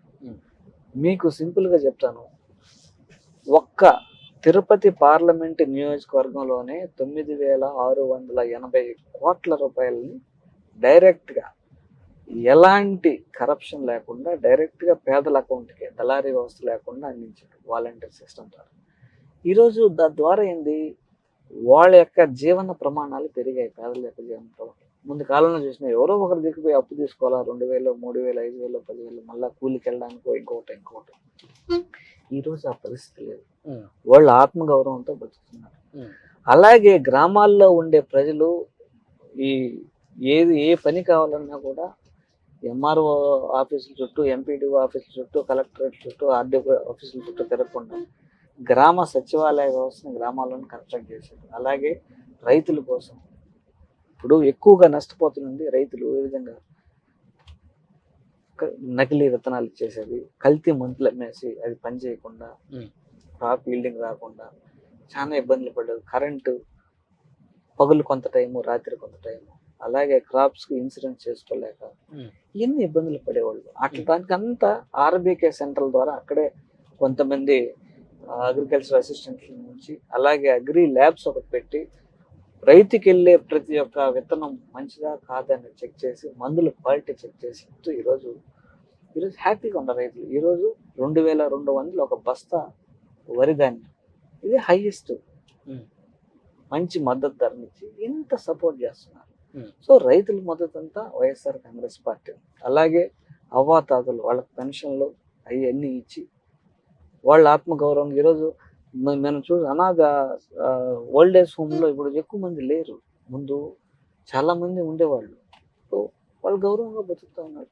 ఇలా వీటి కోసం ఒక 5,000 కోట్లు తిరుపతి పార్లమెంట్ సెగ్మెంట్లో ఖర్చు పెట్టడం జరిగింది. ఆర్బీకేల కోసం, గ్రామ సచివాలయాల కోసం, హెల్త్ సెంటర్ల కోసం, వీటన్నిటి కోసం 5,000 కోట్లు. అది అభివృద్ధి కదా. బిల్డింగ్స్ కట్టారు, నాడు నేడు స్కూల్స్ కట్టారు. దీంతో పాటు కేవలం రోడ్లకి, రోడ్ ఇన్ఫ్రాస్ట్రక్చర్ బయట గట్టిగా నడుస్తుంది కదా గురుమూర్తి గారు, కేవలం వెల్ఫేర్ పేరు చెప్పుకొని ఒక బటన్ నొక్కి అవతాతలకు డబ్బులు ఇచ్చాము, అక్కలకి డబ్బులు ఇచ్చాము, అమ్మలకి డబ్బులు ఇచ్చాము అని చెప్పేసి ఓట్లు అడిగే ప్రయత్నం చేస్తున్నాం. కానీ ఆంధ్రప్రదేశ్ ని రూపురేఖలు మార్చాం, ఇన్ని కంపెనీలు తీసుకొచ్చాం, ఇంత పెద్ద రోడ్లు వేసాం. ఇప్పుడు ఒక 100 స్పీడ్ తో వెళ్ళాలంటే రోడ్లు ఎంత దారుణంగా ఉన్నాయి అంటే ఆంధ్రప్రదేశ్ లో రోడ్స్ జరుగుతున్నాయి కదా. ఆ రోడ్ జరిగే రోడ్డు మీద మనం పోతున్నాం. ఇప్పుడు ఎన్ని రోడ్డు పనులు జరుగుతా ఉన్నాయి కదా. సో ఎలక్షన్స్ వస్తున్నాయి కాబట్టి జరుగుతున్నాయి అంటారా? ఎలక్షన్ తో సంబంధం ఆంధ్రప్రదేశ్ లో 100 స్పీడ్ తో కారు వెళ్ళగలదా? వెళ్ళగలదు. ఎక్కడైనా ముందు పోదాం. కేవలం సంక్షేమం పేరు చెప్పి ఓట్లు దండుకుంటున్నారు. కానీ ఇంత కూడా డెవలప్మెంట్ లేదు, జీరో డెవలప్మెంట్ ఉన్న ఏదైనా దేశం ఉంటే ఆంధ్రప్రదేశ్ మాత్రమే అనే వాళ్ళకి ఏం చెప్తారు ఈ రోజు మీరు? సంక్షేమం ఎంత చేస్తున్నారో అభివృద్ధి కూడా దానికి మించి చేస్తున్నారు. రోడ్ల కోసమే దాదాపు 17,000 కోట్లు. అలాగే 2019 నుంచి 2024 వరకు వచ్చినటువంటి ఇన్వెస్ట్మెంట్స్ అక్షరాల 28,000 కోట్లు. ఇది ఒక తిరుపతి పార్లమెంట్ సెగ్మెంట్ మాత్రమే. కల్పించినటువంటి ఉద్యోగాల సంఖ్య 46,000. గత 20 సంవత్సరాలు, 2019 ముందు 20 సంవత్సరాలు తీసుకుంటే వచ్చినటువంటి ఇన్వెస్ట్మెంట్స్ 34,000 కోట్లు, కల్పించినటువంటి ఉద్యోగాలు 94,000. సో మీరు ఆలోచించండి, ఈ 5 సంవత్సరాల్లో 28,000 కోట్లు తీసుకొచ్చాం గత దాంట్లో. అంటే ముందుకి ఇప్పటికీ ఒక 6,000 కోట్లు. అంటే 20 సంవత్సరాల్లో జరిగింది 34,000 కోట్లు. ఈ 5 సంవత్సరాల్లో జగన్ సార్ వచ్చిన తర్వాత 28,000 కోట్లు. చూడండి, మీకు లిస్ట్ కూడా ఇస్తాను. ఏ ఇండస్ట్రీస్ ఎంత ఎంప్లాయ్మెంట్ జనరేట్ చేసింది, ఎంత ఇన్వెస్ట్ చేసింది, విత్ లెక్కలతో సహా నేను మీకు ఇస్తాను. సో ఇంత డెవలప్మెంట్ ఉంటే ఎక్కడెక్కడో మీ పక్కన ఉన్న చివరెడ్డి భాస్కర్ రెడ్డిని ప్రకాశం జిల్లాలో ఒంగోలు ఎంపీగా పోటీ చేయమంటే, అక్కడెక్కడో నెల్లూరు జిల్లాలో ఉన్న అనిల్ యాదవ్ తీసుకెళ్లి పల్నాడు జిల్లాలో ఉన్న నర్సరావుపేటకు ఎంపీగా పోటీ చేయమని చెప్పడం ఎందుకు? మరి పూర్తిగా అభివృద్ధి లేదు, అక్కడ దోచుకున్నారు, దండుకున్నారు, ఇష్టానికి వాళ్ళ ఆధిపత్యం చూపించారు కాబట్టి అక్కడ గెలవరని ఒక సంకేతం ఉంది కాబట్టి ఈ జిల్లాలను మార్చి ఆ జిల్లాలకు వేసారు అనేది వాస్తవం కాదా? ఇప్పుడు మీరు చంద్రగిరి నియోజకవర్గం చెప్పారు. చంద్రగిరి నియోజకవర్గం నుంచి ఎవరు పోటీ చేస్తున్నారు? వాళ్ళ కొడుకే వాళ్ళ చేస్తున్నారు. అబ్బాయి చేస్తున్నారు. వాళ్ళ ఫ్యామిలీలోనే కదా ఉంది. సామాజిక సమీకరణలో ఎవరెవరు ఎక్కడెక్కడ అవసరం అనేది పార్టీ యొక్క అంతర్గత విషయం. పార్టీ క్యాండిడేట్ ఇక్కడైతే బాగుంటుంది అని అనుకొని పార్టీ మా సమీకరణం చూస్తే అక్కడక్కడ పెట్టుకుంటా వచ్చారు. దాని పెద్దగా దాని గురించి ఆలోచించాల్సిన పని ఉంది. పార్టీ అంతర్గత విషయం అది. ఒకటి అంటే స్వాతంత్రం ఈ భారతదేశంలో ఎవరు ఎక్కడి నుంచి ఎక్కడికైనా పోటీ చేయొచ్చు. బట్ ఈ రాజకీయాల్లో ఎప్పుడు లేపుతారో తెలియదు, ఎప్పుడు గంగాలంలో తొక్కేస్తారో కూడా తెలియదు. ఒక్కసారిగా తిరుపతి ఎంపీ ఇంకొక అభ్యర్థి పేరు ఒక 100 కోట్లు 200 కోట్లు ఇస్తా అన్నారు, గురుమూర్తి కాదు అంటే ఏంటి నెక్స్ట్ ఏంటి మీరు next as a physiotherapy doctor గానే ఉంటారా, లేకపోతే జగన్మోహన్ రెడ్డి సైనికుడుగా ఆయన వెంట నిలబడతానంటారా? జగన్ అన్న సైనికుడిగా ఆయన వెంట నిలబడతారు. ఆయన always my boss is right అనుకుంటారు. మా బాస్ ఏ పని చెప్తే ఎప్పుడైనా ఆలోచించారా ఇలాంటిది ఒకటి ఏమైనా వస్తుందా జీవితంలో ముందు రోజుల్లో? అంత ఆలోచించుకోవాల్సిన అవసరం నాకు లేదు. ఎందుకంటే బాస్ని ఫాలో అయితే పోయేవాడికి ఎన్ని ఆలోచించాల్సిన పని లేదు నాకు. ఈ రోజు బాస్కే చాలా కష్టంగా ఉందంటున్నారు కదా కూటమంతా కూడా. ఇప్పుడు కూటమి ఎందుకు ఏర్పడాల్సి వచ్చిందండి? మా బాస్కి కష్టమైతే కూటమి ఎందుకు ఏర్పడాల్సి వచ్చింది? వాళ్ళకి కష్టమే కదా కూటమి ఏర్పడింది. ఈరోజు మే 13వ తేదీన ఎలక్షన్లు జరుగుతాయి. ఎక్కువ దూరంలో లేదు, ఖచ్చితంగా మీరందరూ చూస్తారు. ప్రజలు ఇప్పుడు ఒక ఏదన్నా గ్రామానికి వెళ్తే మీరు ఏదన్నా గ్రామానికి వెళ్తే వాళ్ళు చాలా సంతోషంగా ఉంటారు. ఎవరికి వేస్తారంటే ఖచ్చితంగా జగనన్న రావాలా మళ్ళీ ముఖ్యమంత్రి, మాకు ఈ కార్యక్రమాలన్నీ ఈ పథకాలన్నీ రావాలి, మా కష్టాన్ని గుర్తించిన వ్యక్తి, మా బిడ్డల భవిష్యత్తుని తీర్చిదిద్దబోతున్న వ్యక్తి ఆయనే రావాలి అని వాళ్ళు ఫీల్ అవుతారు. అంటే కుటుంబానికి మేలు చేయని వాడు ఆంధ్రప్రదేశ్ రాష్ట్ర ప్రజలకి ఏం మేలు చేస్తారు, ఏం మంచి చేస్తారు? షర్మిల గారు ఏకేస్తున్నారు జగన్మోహన్ రెడ్డి గారిని. ముఖ్యంగా ఆమె నామినేషన్ వేసే రోజు కూడా అఫిడవిట్ లో చెప్పారు, నా ఆస్తి నాకు అప్పుగా ఇచ్చారని కూడా. దాంట్లో అది ఎలా చూడొచ్చు దాన్ని? అంటే మీరు ఆమెను దగ్గరగా చూశారు, ఆమె పాదయాత్రలో మీరే ఉన్నారు ఫిజియోథెరపీ డాక్టర్ గా, ఈయన దగ్గరగా చూశారు. అన్నా చెల్లెలు దగ్గరగా చూసిన ఏకైక వ్యక్తి ఎవరైనా ఉన్నారంటే చిత్తూరు జిల్లాలో ముఖ్యంగా మీ పేరు కూడా చెప్తూ ఉంటారు. ఒకటండి, ఆమె టీడీపీ పార్టీ ట్రాప్ లో పడిపోయి వాళ్ళు ఆడే గేమ్ లో ఆమె భాగం అయిపోయింది. దానివల్ల యాక్చువల్గా జగన్ సార్కి ఆమె అంటే చాలా ప్రేమ, చెల్లెలు అంటే. కానీ ఆమె అది కూడా కాదనేసి ఇతర పార్టీల మాయలో పడిపోయారు. అందుకే కాంగ్రెస్ పార్టీ నుంచి కంటెస్ట్ చేయడం కానీ, టీడీపీ వాళ్ళతో మాట్లాడటం కానీ, ఇవి రకరకాలైన పరిణామాలు మనం చూస్తాను. కానీ అది చాలా బాధాకరం తలుచుకుంటే. ఎందుకంటే అంతగా ప్రేమించే అంతగా ప్రేమిస్తే దగ్గరకు తీర్చి ఏదో రాజస్వామి ఇస్తారు కదా, ఎందుకు దూరంగా పెట్టాల్సి వచ్చింది? అప్పట్లో వైవి సుబ్బారెడ్డి సార్ కావచ్చు, వాళ్ళందరూ కావచ్చు షర్మిలమ్మ గారిని అడగడం జరిగింది. పాదయాత్ర అయిపోయిన తర్వాత కూడా 2014 తర్వాత కూడా. కానీ అప్పుడు ఆమె విముఖత చూపించారు. పిల్లల ఎడ్యుకేషన్ అయ్యి అని కూడా చెప్పారు. అప్పుడు నేను ఉన్నాను కూడా అక్కడ. సో అలా జరిగింది. అంటే రకరకాల కారణాల చేత ఆమె అప్పుడు వద్దనుకున్నారు, పిల్లల ఎడ్యుకేషన్ అని, చిన్న పిల్లలని. దాని తర్వాత మళ్ళీ ఇప్పుడు ఈ పార్టీల మాయలో పడి అట్లా ఇదే. కలిసారు ఎప్పుడన్నా తర్వాత షర్మిల గారిని ఫోన్ లో మాట్లాడటం? అసలు లేదు. ఇంకోటి, గురుమూర్తి గారు తిరుపతి ఎంపీగా గురుమూర్తికి ఆస్తుందా లేకపోయినా కానీ మంచి పేరైతే సంపాదించుకున్నారు. యూత్ లో కావచ్చు, ముఖ్యంగా బడుగు బలహీన వర్గాలలో ఒక పేరుంది మీకు ఇక్కడ. రూపాయి పెట్టకపోయినా కానీ గురుమూర్తికి అయితే ఓటేస్తామయ్యా, ఎమ్మెల్యేకి ఏమో అనే స్థాయికి వెళ్ళిపోయింది. అంటే అంతగా ప్రజల్లోకి మీరు ఆ ప్రేమను సంపాదించుకున్నారు. ఇన్ కేస్ రేపు ఒకవేళ తిరుపతి పార్లమెంట్ నుంచి ఎంపీగా గెలిస్తే బీజేపీ పెద్ద అగ్రనాయకత్వం కూడా మీకు టచ్లోకి వచ్చింది, బీజేపీలోకి రమ్మని చెప్పి. ఇన్ కేస్ రేపు గెలిస్తే బీజేపీలోకి వస్తే సెంట్రల్ మినిస్టర్ ఇస్తాము అంటే జంప్ అవుతారా, ఇక్కడే ఉంటారా? అంటే ఒకటి నేను మీకు చెప్పాను, వీటన్నిటికీ నేను ఆశపడేవాడిని అయితే ఎంపీ అయిన వెంటనే డబ్బులు సంపాదించేసేవాడిని. ఏదన్నా ఆశలు ఉంటాయి, నాకేం ఆశలు ఉండవు. నన్ను జగన్మోహన్ రెడ్డి గారు నమ్మి తిరుపతి పార్లమెంట్ నియోజకవర్గానికి ఎంపీ చేశారు. ప్రజల ఆశీస్సులతో, సార్ ఆశీస్సులు, ఈ పార్లమెంట్ నియోజకవర్గ ప్రజల ఆశీస్సులతో నేను ఎంపీ అయ్యాను.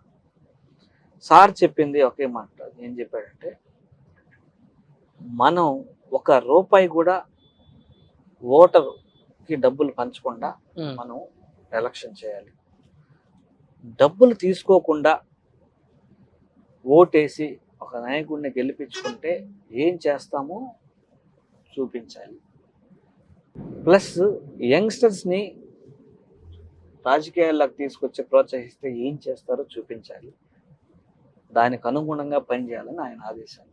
ఆయన ఆదేశాల ప్రకారం నడుచుకుంటాం. తిరుపతి ఎంపీగా ఉన్నారు, ఏడుగొండల స్వామి సాక్షిగా చెప్పండి, నా ఈ పరిపాలనలో ఇంత కూడా నేను అవినీతి చేయలేదు, అవినీతి సొమ్ము నా దగ్గర రూపాయి కూడా లేదు, అవినీతి సొమ్ముతో నేను భూములు కొనలేదు, అవినీతి సొమ్ముతో నేను బంగారాలు కొనలేదు, నేను మేడలు కట్టలేదు అని చెప్పగలరా?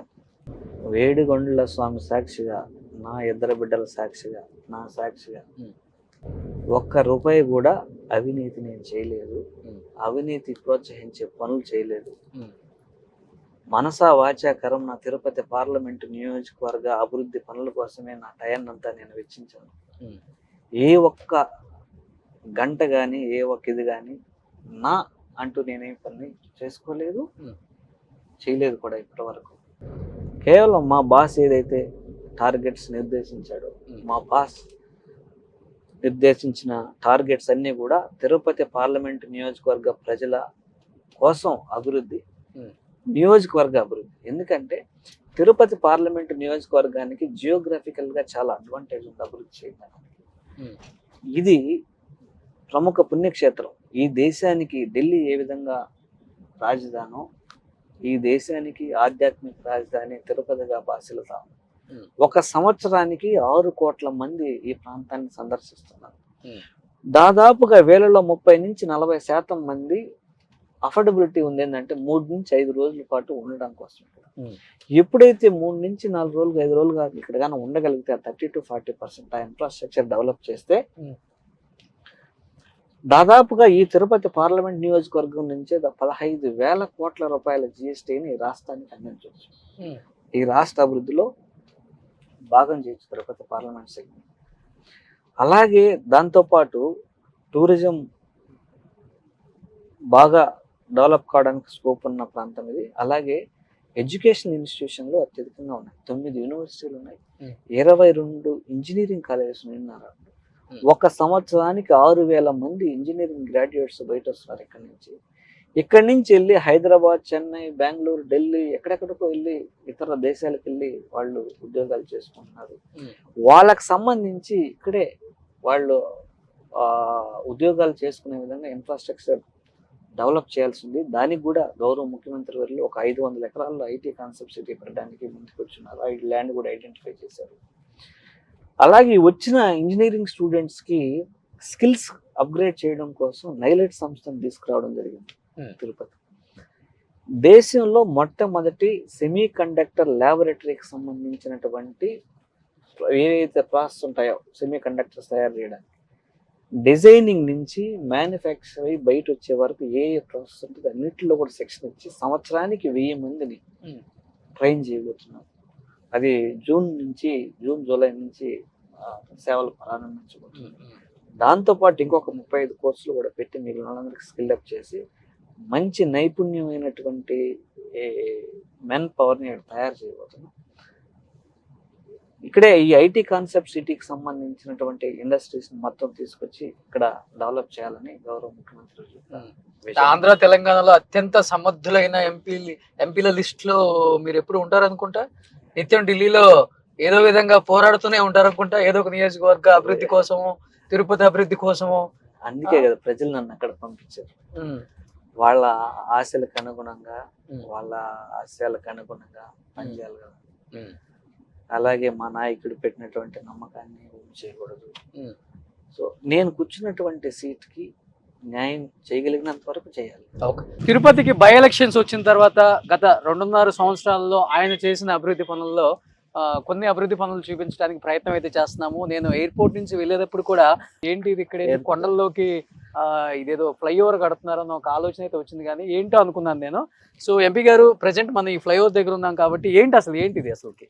ఇది ఐఐటికి ఐజర్కి వెళ్తుంది రోడ్డు, ప్లస్ వెంకటగిరికి. ఎయిర్పోర్ట్ లోపల నుంచి వెళ్ళాలి. చాలా కంజెస్టెడ్గా ఉంటాయి రోడ్లు కానీ, ప్లస్ ట్రాఫిక్ చాలా ఎక్కువగా ఉంటుంది. ఓకే. సో దానికోసమే ఇవి శాంక్షన్ చేయడం జరిగింది, డైవర్ట్ చేయడం కోసం. దీనికి 98 కోట్లు శాంక్షన్ చేయించుకోగలిగాం. సో దాదాపుగా 70% పనులు పూర్తయినాయి. సో ఇంకా ఒక 30% పనులు పూర్తయితే కంప్లీట్ అవుతుంది, హ్యాజిల్ ఫ్రీ మూమెంట్ ఉంటుంది. ఓకే. సో సో అంటే ఎన్ని కిలోమీటర్ల మేర ఉంది ఫ్లైఓవర్? ఇది మొత్తం 3 కిలోమీటర్లు వస్తుంది. ఓకే. మొత్తం ఆ కొండలు దాటిన తర్వాత కింద నుంచి ఇబ్బంది లేకుండా రోడ్డు ఉంటుంది చేస్తారు. సో ప్రతిష్టాత్మకమైనటువంటి నేషనల్ ఇన్స్టిట్యూట్స్ ఉన్నాయి పక్కనే, IIT, ఐజర్. సో పిల్లలకి ఇబ్బంది లేకుండా ఉంటుంది, స్టూడెంట్స్ కానీ స్టాఫ్ కానీ వచ్చే వాళ్ళకి కానీ. ఓకే. నెక్స్ట్ ఇటుపక్క వెంకటగిరి, రాపూరు మొత్తం పోయే రూట్కి కానీ ఇది కనెక్టివిటీ ఉంటుంది. నేషనల్ హైవే దీనికి కనెక్షన్ ఇప్పించారు. ఓకే. ఓకే. సో ఢిల్లీలో దాదాపు 1-2 దాకా ఏదో ఒక పని మీద ఢిల్లీ అంతా తిరిగి ఒక పార్లమెంట్ అభ్యర్థి ఎవరైనా ఉన్నారంటే ఆంధ్రప్రదేశ్ లో మీ పేరు కూడా చెప్తుంటారు. చండ శాసనుడు పని రాక్షసుడు అంటుంటారు. అంటే ఏదో విధంగా జగన్ దగ్గర మార్కులు కొట్టేయాలి. మా బాస్ నాకు అప్పగించిన పని, ఆయన చెప్పిన ఆదేశాలు నేను పాటించాలని, ప్లస్ ప్రజల ఆకాంక్షల మేరకు. ఆయన ఒక డెడ్ లైన్ ఇస్తారా ప్రతి ఎంపీకి? అంటే డెడ్ లైన్ అంటే ఆయన మాటే డెడ్ లైన్. ఇప్పుడు చెప్పారు అంటే ఆ మాటని ఎంత త్వరగా మనం చేయగలమో అంత త్వరగా చేయాలి. ఆయన చెప్పేటివన్నీ మంచిగా ఉంటాయి, ప్రజలకి ఉపయోగపడేటివి చెప్తారు ఆయన. సో ఆయన 30 సంవత్సరాల పాటు ఆయన ముఖ్యమంత్రిగా ఉంచుతారు ప్రజలు. ఎందుకంటే ఆయన ఆలోచనలు అట్లుంటాయి, ఆయన చేసే పనులు అట్లా ఉంటాయి కాబట్టి ఆయన అడుగు జాడల్లో నడుస్తూ ఆయన చెప్పిన ఆదేశాల ప్రకారం పోతూ ఉండాలి. ఓకే. ఓకే. సో కొన్ని ఇంకా ఆయన చేసిన అభివృద్ధి పనుల్లో కొన్ని ఇంకా ముందున్నాయి, చూద్దాం ఒకసారి. సో ఫైనల్ గా ఎంపీ గారి స్వగ్రామంకి వచ్చాం. సో మన్న సముద్రం, ఏర్పేడు మండలం అన్నమాట, చిత్తూరు జిల్లా. సో ఇది కొత్తగా వచ్చిన జగన్మోహన్ రెడ్డి గారు మోడర్న్ స్కూల్స్ అన్నారు, అవేనా ఇవి? అవే. ఓకే. ఓకే. నేను చదువుకున్న స్కూల్. సో ఇది మీరు చదువుకున్న స్కూల్? నేను చదువుకున్న స్కూల్ చిన్నప్పుడు. మా స్కూలు ఇప్పుడు జగనన్న ప్రభుత్వం వచ్చిన తర్వాత కంప్లీట్ గా ఇది కొత్త రూపుదిద్దుకుంటుంది. కొత్త బిల్డింగ్స్ కానివ్వండి, స్కూల్ బిల్డింగ్స్ మంచి విల్లా కట్టినట్టు కట్టారు, స్కూల్ లాగా లేదు ఇది. అవును మరి. సో జగన్మోహన్ రెడ్డి గారిని ఈ విషయంలో మెచ్చుకోవచ్చు. అవును. ఈవెన్ డ్రింకింగ్ వాటర్ ఫెసిలిటీ కూడా లోపల మీకు మొత్తం RO సిస్టమ్స్ అన్ని పెట్టించి, మంచి క్లాస్ రూమ్స్ పెట్టించి చేశారు. ప్లస్ అంటే ఇంకా కన్స్ట్రక్షన్ లో ఉంది, జరుగుతూ ఉంది. ఇంకొక 2-3 నెలల్లో ఇది కంప్లీట్ అవుతుంది. అప్పుడు ఇంకా ఫుల్ ఫ్లెడ్జ్డ్ గా ఇక్కడ నీట్ గా పిల్లలు ఆడుకోవడానికి మంచి ఇన్ఫ్రాస్ట్రక్చర్, అటు పక్క వెనక గ్రౌండ్. ఓకే. అంటే ఇదే ఊర్లో చదువుకున్నారు, ఇక్కడే పెరిగారు, ఇక్కడే తిరిగారు, ఇక్కడే ఎన్నో గుర్తులు ఉంటాయి. ఈ రోజు ఒక ఎంపీ స్థాయికి వెళ్ళారు కాబట్టి ఊరు వస్తుంటారు, అప్పుడప్పుడు ప్రజలతో కలవటం, మాట్లాడటం, చెట్ల కింద కూర్చోవటం, తినటం, పొలాలు వెళ్ళటం, ఇవన్నీ ఉంటాయా? ఖచ్చితంగా ఉంటాయి. ఉన్న ఊరిని ఎప్పటికీ మర్చిపోలేము కాబట్టి ఓకే ఖచ్చితంగా వస్తుంటాం. మా పొలాలు ఇక్కడే ఉన్నాయి. సో మొత్తం వచ్చినప్పుడల్లా ఊరంతా తిరుగుతుంటారు. వచ్చినప్పుడు ప్రతి ఇంటి టచ్ చేస్తాం, ప్రతి ఇల్లు ఏ ఒక్కటి మిస్ కాకుండా. ఎలా ఫీల్ అవుతుంటారు అంటే గురుమూర్తి గారు? అంటే హ్యాపీగా, అందరూ ఆప్యాయంగా ఉంటారు. ఇక్కడే పెరిగాం కాబట్టి ప్రతి ఒక్కరితో ఆత్మీయ అనుభవం. సో చాలా సంతోషంగా ఉంటుంది. టైం దొరికినప్పుడు వచ్చి అందరినీ పలకరిస్తాం. ఇంత అందరూ ప్రతి ఒక్కరు కూడా అల్లుడు అని పిలిచేవాళ్ళు, తమ్ముడు అని పిలిచేవాళ్ళు. ఇదే వేరుగా ఉంటుంది. ఓకే. అంటే ఇంత సాఫ్ట్, పొలైట్, చాలా సెన్సిటివ్, అసలు ఒక అక్షరం అంటే మేము 10 మాట్లాడితే ఒకటి మాట్లాడదామని ఆలోచించే ఒక వ్యక్తి ఎలా ఈ రాజకీయాలలో ఒడిదుడుకుల్ని, ఆటుపోట్లని ఒకటి సింపుల్ గా మన పని మనం చేసుకుంటూ పోతే ఆటోమేటిక్ గా సాఫీగా జరిగిపోతూ ఉంటుంది. కాబట్టి ఫస్ట్ మన ముందున్నటువంటి పని ఏంటి, ఓకే, ఏది ప్రియారిటైజ్ చేసుకోవాలా, ఏది ఇమీడియట్ చేయాలి చూసుకొని చేసుకుంటూ పోతూ ఉండాలి. ఓకే. గౌరవ ముఖ్యమంత్రి వాళ్ళ దృష్టికి తీసుకెళ్దాం, సార్ ఇలా అనుకున్న ఆయన దగ్గర పర్మిషన్ తీసుకొని అంతే అంతే. సో ఇక్కడ మా లోకల్ ఎమ్మెల్యేలు అందరూ కూడా బాగా కోఆపరేట్ చేస్తారు కాబట్టి పెద్ద నాకేం సమస్యలు ఉండవు.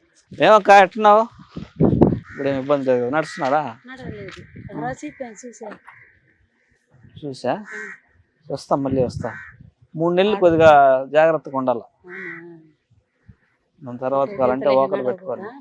నడవచ్చు, ఓకర్ పెట్టుకొని నడవాలి. బాగున్నాక మంచి పనులు చేసిండమ్మా. మా ఊరు బిడ్డ కాబట్టి మా కాపాళ్ళ మీద మా అబ్బాయి మేలు. వయసులో చిన్నోడైనా పెద్ద మనిషి. ఏం చేసిండు మీకు? అన్ని మంచి పనులే. అన్ని మంచి పనులే చాలు. ఎవరైనా మీది కూడా? నా క్లాస్మేట్ ఈయన. సో ఎంపీ గారు క్లాస్మేట్ అండి. ఎలా అనిపిస్తుంది మీ క్లాస్మేట్ ఎంపీ అయ్యారు? తగ్గినట్టుందా ఇద్దరు? జాగ్రత్త. ఏం పేరు అన్న నీ పేరు? మీ ఫ్రెండ్ ఈ రోజు మీ క్లాస్మేట్ ఎంపీ, ఎలా అనిపిస్తుంది? మీరేం చేస్తుంటారు? బుట్టలు అల్లుకుంటారు. సో హ్యాపీ ఫీల్ అవుతుంటారు. ఏ క్లాస్ వరకు చదువుకున్నారు ఇద్దరు?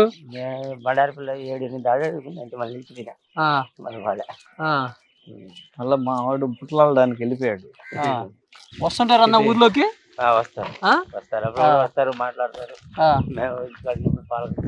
ఎంపీ గారు ఫ్రెండ్ అనమాట, ఆయన క్లాస్మేట్స్ ఇద్దరు. సో ఆయన బుట్టలు వెళ్తున్నారు ఇప్పుడు, ఈయన ఎంపీగా ఉన్నారు. బట్ వాళ్ళ స్నేహం చూడండి, అంత స్నేహం కోసం సినిమా చూసారా? చిరంజీవి గారు, విజయ్ కుమార్ గారు స్నేహం ఇలానే ఉంటది అనమాట. ఇది గ్రామ సచివాలయం. ఇదా గ్రామ? మీకు లేట్ గా వచ్చిందా? ఎంపీ ల్యాడ్స్ కట్టిస్తాం ఇది. అంటే మా పంచాయతీకి వేరే దగ్గర ఉంది. ఓకే. బండారపల్లి అని. బండారపల్లి, మనసముద్రం రెండు కూడా ఒకే రెవెన్యూ పరిధిలోకి వస్తాయి. అందువల్ల అక్కడ పాపులేషన్ ఎక్కువగా ఉంది కాబట్టి అక్కడ కట్టారు. ఓకే. సో ఇక్కడ ఒకటే కట్టుకుంటున్నాం మా. Okay okay okay. సురేష్ అన్న నా సీనియర్, స్కూల్ కి సంబంధించినటువంటి వర్క్స్ పర్యవేక్షణ. Okay okay. మా బావ. ఏం బావ, ఏం హాస్పిటల్కి వచ్చినావా? ఏం చెప్పినారు? నువ్వు దిగబాక, నువ్వు పైన కూర్చో, పైన కూర్చో. ఇదైతుంది, కింద మట్టి అవుతుంది, ఇన్ఫెక్షన్ అవుతుంది. పట్టుకో. ఏం చెప్పినారు? ఆధార్ కార్డు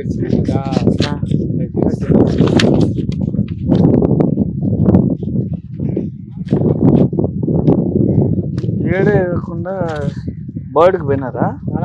బాలాజీకి పోయినారా?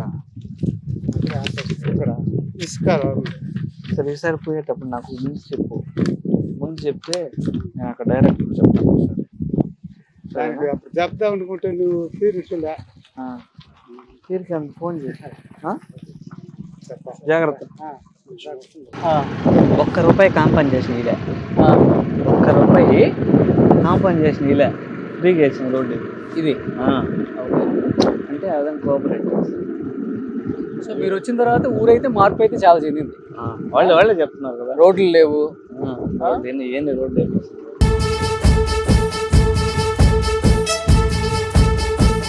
బాగున్నాక? బాగున్నా, వస్తా. ఇది ఎంపీ గారి ఇల్లు అనమాట. సో చూసిన వాళ్ళు చాలా మంది అయితే అవాక్ అవుతారు. ఎంపీ గారి ఇల్లు అంటే కోటల్లాగా ఉంటాయి. మీరు చూపించిన పెద్ద పెద్ద కోటలు చూసాను రోషన్ గారు. ఫస్ట్ టైం ఎంత సింపుల్గా ఉండే ఒక ఎంపీ గారి ఇల్లు, ఎంపీ గారి లైఫ్ స్టైల్ నేను చేయడం కూడా ఫస్ట్ టైం అండి. అండ్ నాకే చాలా అంటే చాలా హ్యాపీ అనిపిస్తుంది. ఎందుకంటే తన లైఫ్ స్టైల్ ఎలా అయితే ఉందో 3 సంవత్సరాల క్రితం సేమ్ యాజ్ యూజువల్ లైఫ్ స్టైలే, ఏమాత్రం మార్పు చెందలేదు. అమ్మ నాన్న పొలం పని చేసుకుంటున్నారు, సొంత ఊర్లో ఉంటున్నారు. అప్పుడప్పుడు వచ్చి వాళ్ళని చూడటం, వీళ్ళు అక్కడికి వెళ్ళటం. చూడండి హ్యాపీగా అక్కడ కనపడుతున్నారు. చూడండి గురుమూర్తి గారు మన ఎంపీ గారి అమ్మ, మన ఎంపీ గారి నాన్న. సో కనిపిస్తూనే ఉంది మొత్తం మనకి. ఇది వాళ్ళ లైఫ్ స్టైల్ అనమాట. సో ఎటువంటి ఇబ్బందులు లేవు, హ్యాపీగా ఉండొచ్చు అనమాట పల్లెటూర్లలో. సో ఇది పరిస్థితి. మీరేమేసారు పొలం? ఒరేసారా? పొలం పోయేస్తున్నారా? శనగ. ఎంపీ గారు వచ్చారు తెలుసా? ఇప్పుడు ఓటు అడగడానికి వచ్చాడు మిమ్మల్ని, కొడుకుగా రాలేదు. సరే వేద్దామా, వేరే వాళ్ళకి వేద్దామా? ఏ బిడ్డకి వేస్తుంది? ఈ బిడ్డకా, జగన్ బిడ్డకా? అంతేనా?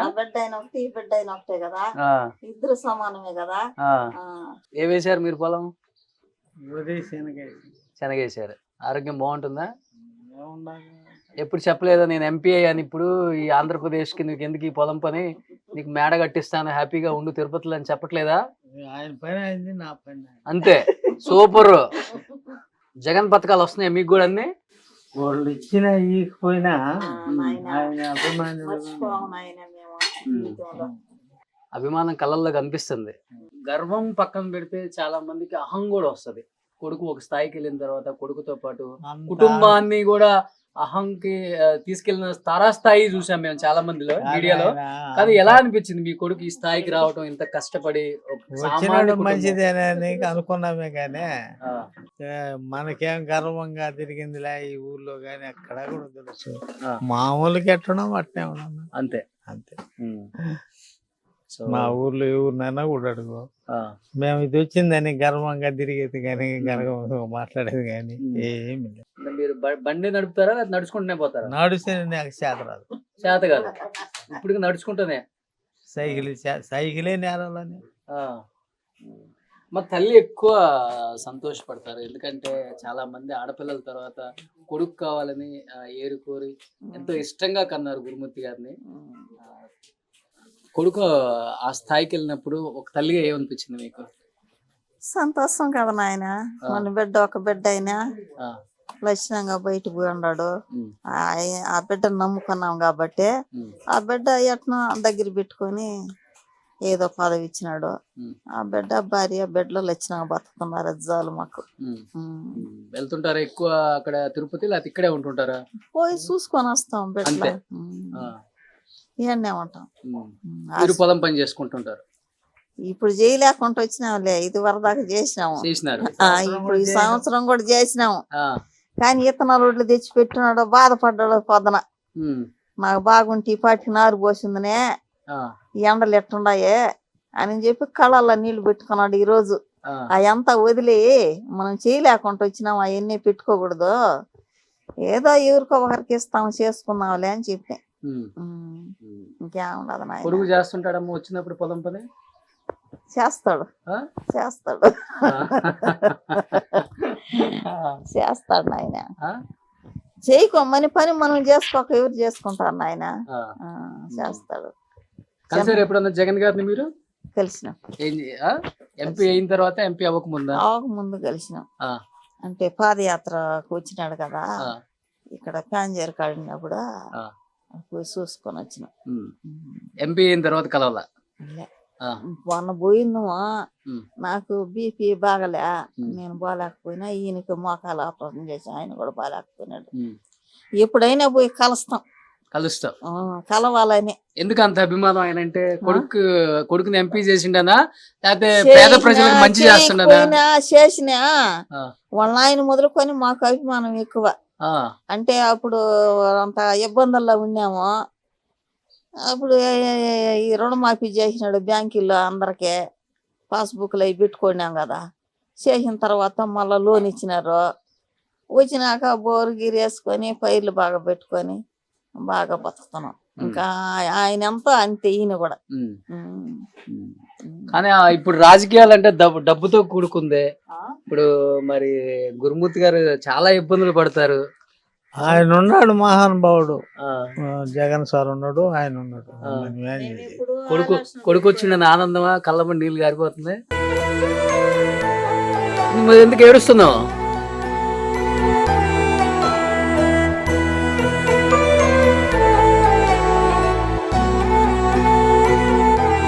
ఏడవద్దు. తిరుపతిలో ఈరోజు గురుమూర్తి గారు అంటే మంచి పేరు ఉంది. తిరుపతిలోనే కాదు, ఎక్కడ మంచి పేరు తెచ్చుకుంటాడు. అదొకటనే కాదు, అంతే. సో మీరు మటుకు పొలం పని చేసుకుంటే ఇక్కడ హ్యాపీగానే ఉన్నారు? మేమేమి ఇక్కడ చేసుకొని హ్యాపీగానే ఉన్నాం, బాధ లేకుండా.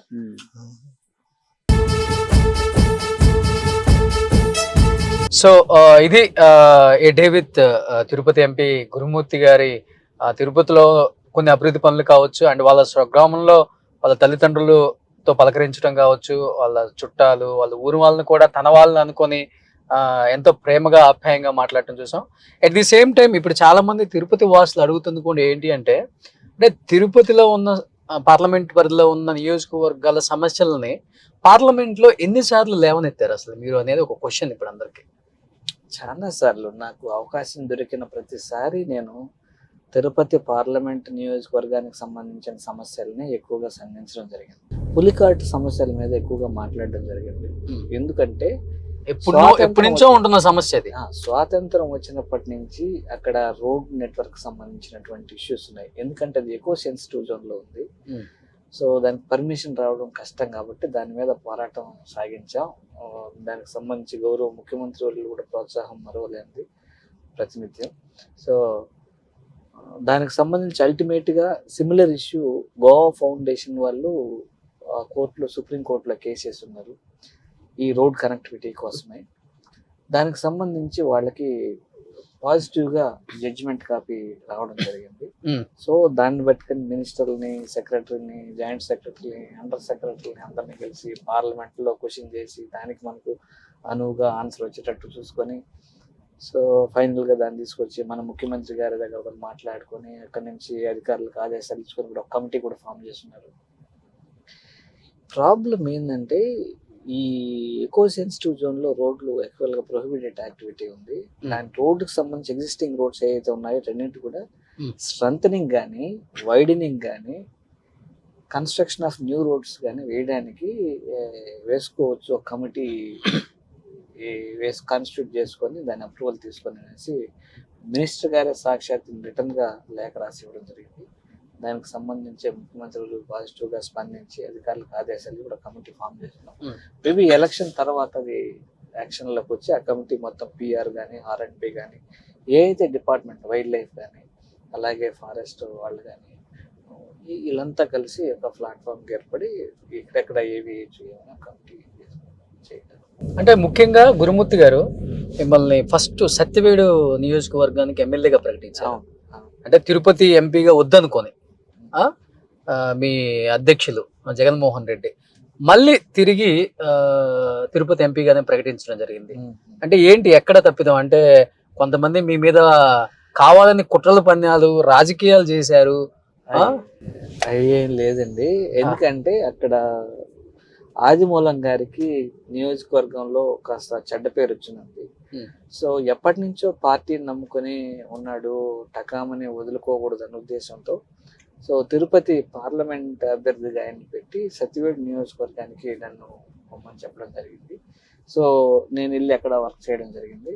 ఇంతలోపే పచ్చ పార్టీలతో టైప్ అయిపోయి ఆదిమూలం గారు వెళ్ళిపోవడం జరిగింది, తెలుగుదేశంలో జాయిన్ అవ్వడం జరిగింది. దాని తర్వాత అక్కడ కొంచెం యాంటీ ఉంటే తిరుపతి ఎంపీగా ఎందుకు పెట్టారు? ఇప్పుడు ఎంతో కొంత కవర్ చేసుకొని ఆల్రెడీ ముందు పార్లమెంట్ మెంబర్ గా నేను ఉన్నాను కాబట్టి ఎగ్జిస్టింగ్ ప్రాజెక్ట్స్ ఏవైతే ఉన్నాయో కోఆర్డినేట్ చేసుకుంటూ అతనికి అసిస్టెన్స్ ఇస్తూ కోఆర్డినేట్ చేసుకుంటూ అలాగే సత్యవేడు నియోజకవర్గంలో ఉన్నటువంటి డ్యామేజ్ ని కంట్రోల్ చేయాలని నేను ఆడ పంపించాను. కానీ ఈ రోజు అదే ఆదిమూలం టీడీపీ నుంచి మళ్ళీ పోటీ చేస్తున్నారు కదా, అందుకే అడ్రస్ లేకుండా ఓడిపోబోతాడు సత్యవేడు నియోజకవర్గంలో ఆదిమూలం గారు. అది జరిగింది. ఆదిమూలాన్ని ఓడించే దమ్ము ఉందా అని కూడా సవాల్ విసురుతున్నారు కదా ఆయన. నియోజకవర్గంలో ఏం చేయలేదు ఆయన, అందుకే ఆయన మీద చెడ్డ పేరు వచ్చింది, ఏం పని చేయలేదు ఆయన. బహుశా భారతదేశంలో ఎక్కడ కని విని ఎరగలేదు, చూడలేదు అంతమంది అభ్యర్థులను మార్చడం. ఇంత పెద్ద పార్టీ అని చెప్పుకునే జగన్మోహన్ రెడ్డి గారు ఇంతమంది అభ్యర్థులను మార్చడమే కాకుండా అసలు ఏంటనయ్యా అది ఎవరికి కూడా ఇప్పటికీ అంతు చిక్కని ఒక క్వశ్చన్ ఇది.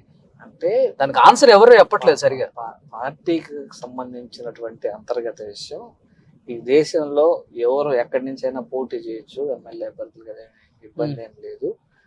సో దీంట్లో ఎక్కడెక్కడ సామాజిక సమీకరణల ప్రకారం గౌరవ ముఖ్యమంత్రి వర్యులు డెసిషన్ తీసుకోవడం జరిగింది. ఆ డెసిషన్ కి మాక్సిమం మెజారిటీ అందరూ కూడా యాక్సెప్ట్ చేసి ముందుకు వెళ్ళారు. ఒకరు ఇద్దరు తప్పితే మిగిలిన అందరూ కంటిన్యూ అవుతున్నారు, హ్యాపీగా పనిచేస్తున్నారు. రేపు గెలవబోతారు కూడా వాళ్ళు.